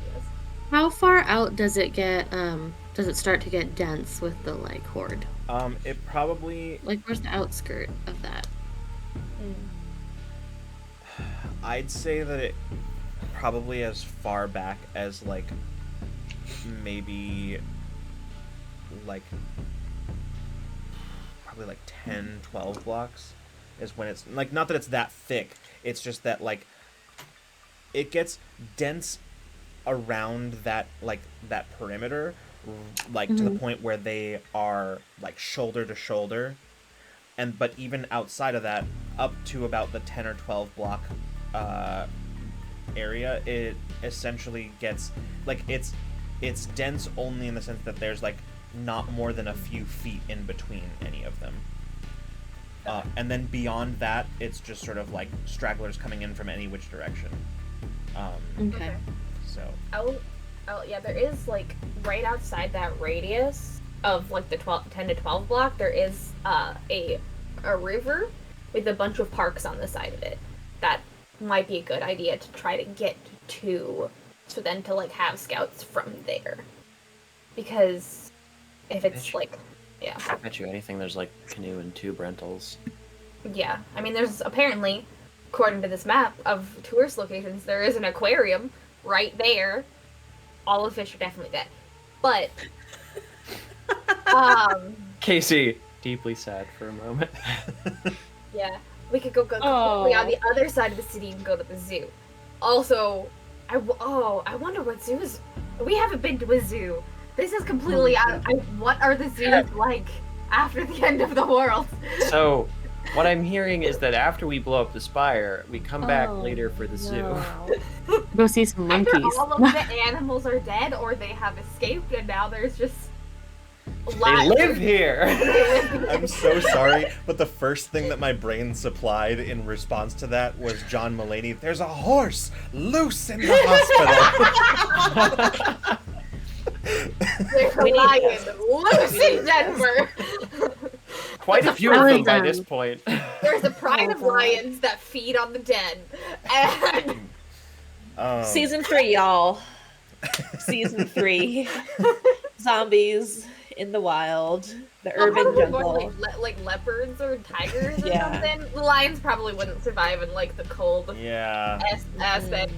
But like the tigers probably wolves. Wolves. Yeah. Well, there's a whole. Okay. Sorry. I need to know what The happened.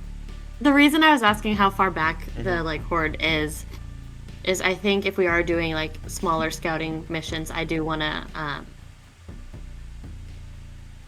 test my abilities and see how much control I have versus that thing. Yeah. You know what I mean? Yeah. I want to feel it out towards the just back the of it waters where it's not as strong. Casey is curious about about what Kit can do here. So I'm gonna say, like, in a not particularly linear way, we're kind of just going through y'all's like preparations for this, including any of like tests that you want to do and things like that. So like one of the things that you do manage to do at some point is get close to the outer ring of the of where like the dead are coming in, and you get Kit in close. Kit, as you are approaching, you sort of, it's a little easier to manipulate a horde than it is to manipulate an individual one of these things. But all of your attempts before were mostly based around like mimicking the movement and directing the flow from within. And basically getting them to move in a way that would sort of keep them controlled. Now there was an element to it that was more than that, because at some point you had to become the one that they were following, right? The thing about the movement of the dead, and this is the reason that hordes get started at all, is at some point they start following, one will start following another, and then the noise that they make draws others, and then the movement of them, they all kind of fall into this very herd-like sort of everybody kind of going the same direction kind of thing, right? And it becomes almost like a school of fish, if less graceful, where they sort of, there seems to be no specific leader as they sort of follow each other. So there is an element to what you have done before that is becoming that sort of focal point for becoming the one that's sort of the proverbial pebble that starts the avalanche, right? But as you approach, it becomes very clear that that level of subtlety isn't going to be enough here. But the reality, Kit, is as you get closer, there's in a sort of surge of confidence that doesn't come from you entirely. You, without even thinking about it, almost on instinct, you just sort of stepping away from your group, and you could just reach out, and instantly you feel a connection stronger than any that you've felt before. And you watch Kit as a whole group of them, probably 50 or so of them, just suddenly all shift direction and start going counter to the flow of everyone else, of all the others. It is effortless. I'm gonna see if while holding that, I can get the group on the opposite side to part and like open a pathway at all. Okay. You move forward further still. And from all of your perspectives, you're just sort of watching Kit walk ahead of you, closer and closer to the horde. And as she does, you watch as they just begin to sort of part around Kit.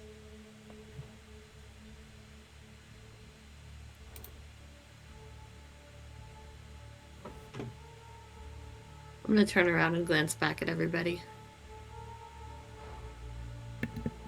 She parted the Dead Sea. Casey fully has to stifle like choking, like snorting laughter. Oh yeah, I say that in character. Yeah. Hall is just sort of watching all this, like arm resting on her rifle, just shakes her head. She says, "That is deeply unsettling." I'm staying quiet, but I'm going to continue to move forward just to see whether it fills in behind me or whether it stays parted. Okay. There comes a point, Kit, where you move far enough away from them that it because essentially what you're doing here is you're sort of reaching out to a group in front of you and directing them, right? And as you're moving forward, you're moving your sort of field of control. Right. So it does fill in. Yeah. At a certain point, maybe somewhere else it might be different, but here, the pull of that spire that they're following, as you move past, they just sort of, those who were sort of going off in errant directions suddenly sort of like turn and start heading back towards the spire.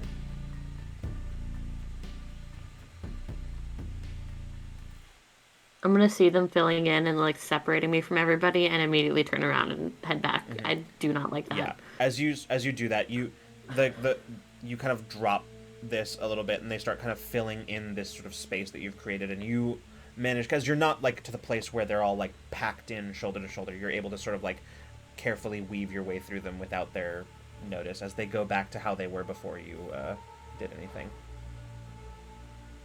How big was the radius around her? Probably large enough for the bus to be in, probably.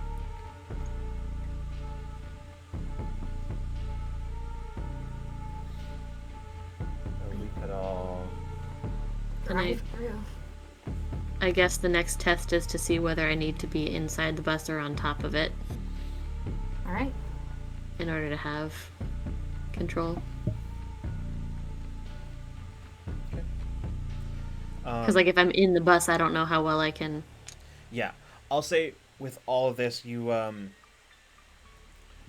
as you're sort of in the process of like kind of returning Kit, you're coming back to the group. You sort of feel something, and you just sort of stop, and you kind of turn and look back towards the spire. None of you see anything, but I will say that Kit, you know two things. One, you know that he's here somewhere. And two, you can't look away from the spire. And in a moment of understanding that you're not sure where you arrived at, but for not knowing is you are no less certain of, you know that you're invited.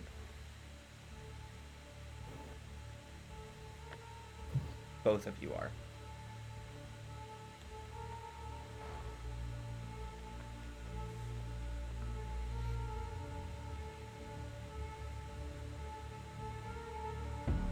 I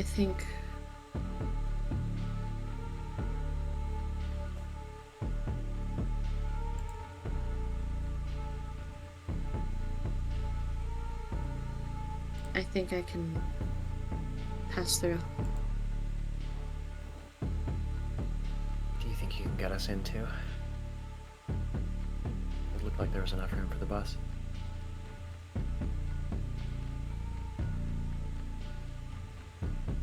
How are you all feeling? Now that we're How are you feeling? closer. I'm still staring at it while I'm talking to them. Mm-hmm. I mean, a little weird, but still just kind of in that that hairs on the back of my neck feeling. Why? Yeah, that hasn't gone. Last time I was here,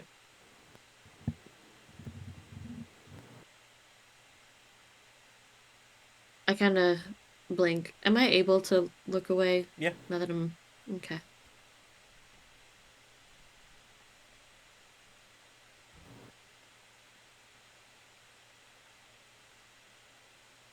If you weren't gonna be able to get through, I think you'd know by now.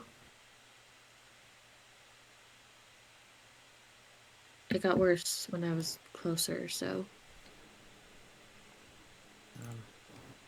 If you guys are feeling okay, then... Well, it seems like you're not in that same kind of pain that you were in before. something He's changed. gonna be there too. I honestly kind of expected that. Yeah. He's. If I can get in there, then so can he. So.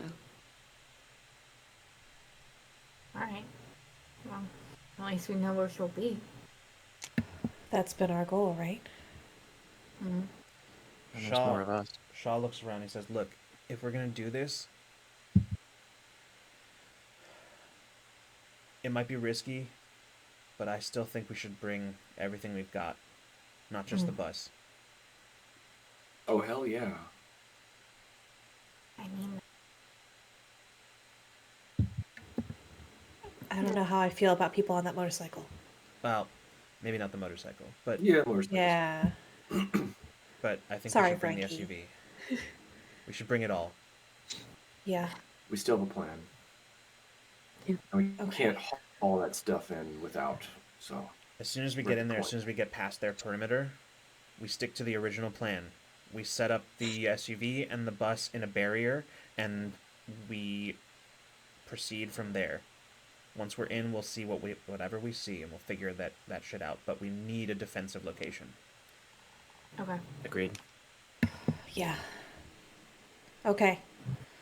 SUV in the bus. Yeah? Yeah. Okay.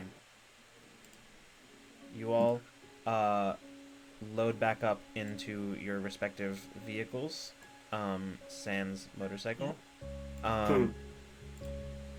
We just And- jump in the bus then. Yeah. And as you I'll go back in the SUV.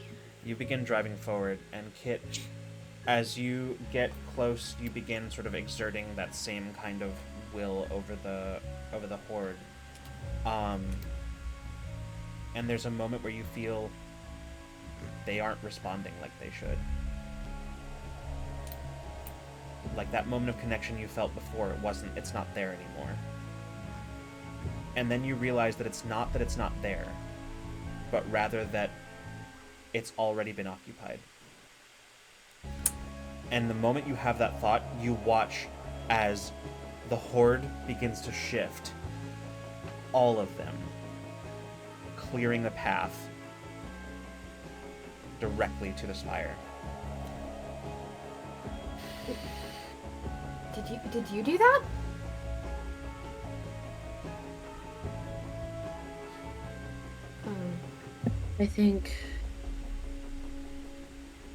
I think the Spire did.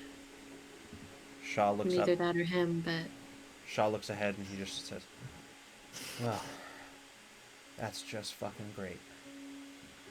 I pop up on the walkie-talkie because I think I'm the only one of our group that's in the SUV. Mhm. I think they just rolled out the red carpet, guys. We got VIP tickets to something. Like the front doors at Dracula's mansion. With that, Shaw just shakes his head, says, "I regret this already," and just starts driving the bus forward. The SUV right behind. Rolling. Oh, I thought the SUV was in front. Oh, it could be in front. Yeah, that works. Yeah. Probably makes more sense, actually. And as that happens, you drive forward. The camera will sort of pull back as you see the top view looking down at the SUV and the bus driving through a sea of the dead that in your wake begins to sort of fill back in behind you as you drive in a straight shot towards this spire. And that is where we will stop. The highway was correct. Whoa. They see us rolling. Oh, yeah. They hating. okay. All right. I'm so excited to figure out what the fuck this spire is So? and why it's sentient. Right? I sense a trap. Yeah. It's a trap. Driving directly in, we're good. Go into Strahd's mansion. Okay. Yeah. Strahd's Spire. You said that, and I was Whatever just like, tower oh, this this is This feels like this feels very Castlevania. The Briarwoods let us come to their. Oh my god! Great. All right, let's do XP real quick before we sign off. So everyone gets one for participating in the session. Level up. Everyone also gets one because you achieved something important today. Which is that We got there. you Yeah. arrived at the spire basically. Did you learn something? Yes. Yes. I think so. Yeah. The spire is sentient. And Kit's evolving superpowers. Yeah. Yeah. That's a big one. Kit learned that there's survivors. That's true. Yeah. That's Yeah. true. They're still Yeah. alive. Yeah. Maisel learned that we don't all hate her. Yeah. There you go. Yeah. Wow. Casey learned that there's actually a fuck ton of zombies. Yeah. Casey learned that there's a shitload of zombies here. Using that math, Casey. Good Yep. job.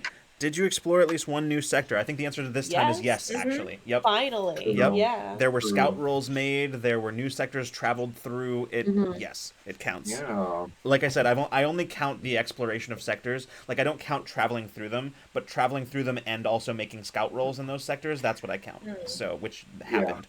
And then, did your drive, issue, or any of your relationships make an impact on the session? 100%, I think, for everyone. Casey, I'm not 100% sure that this was a...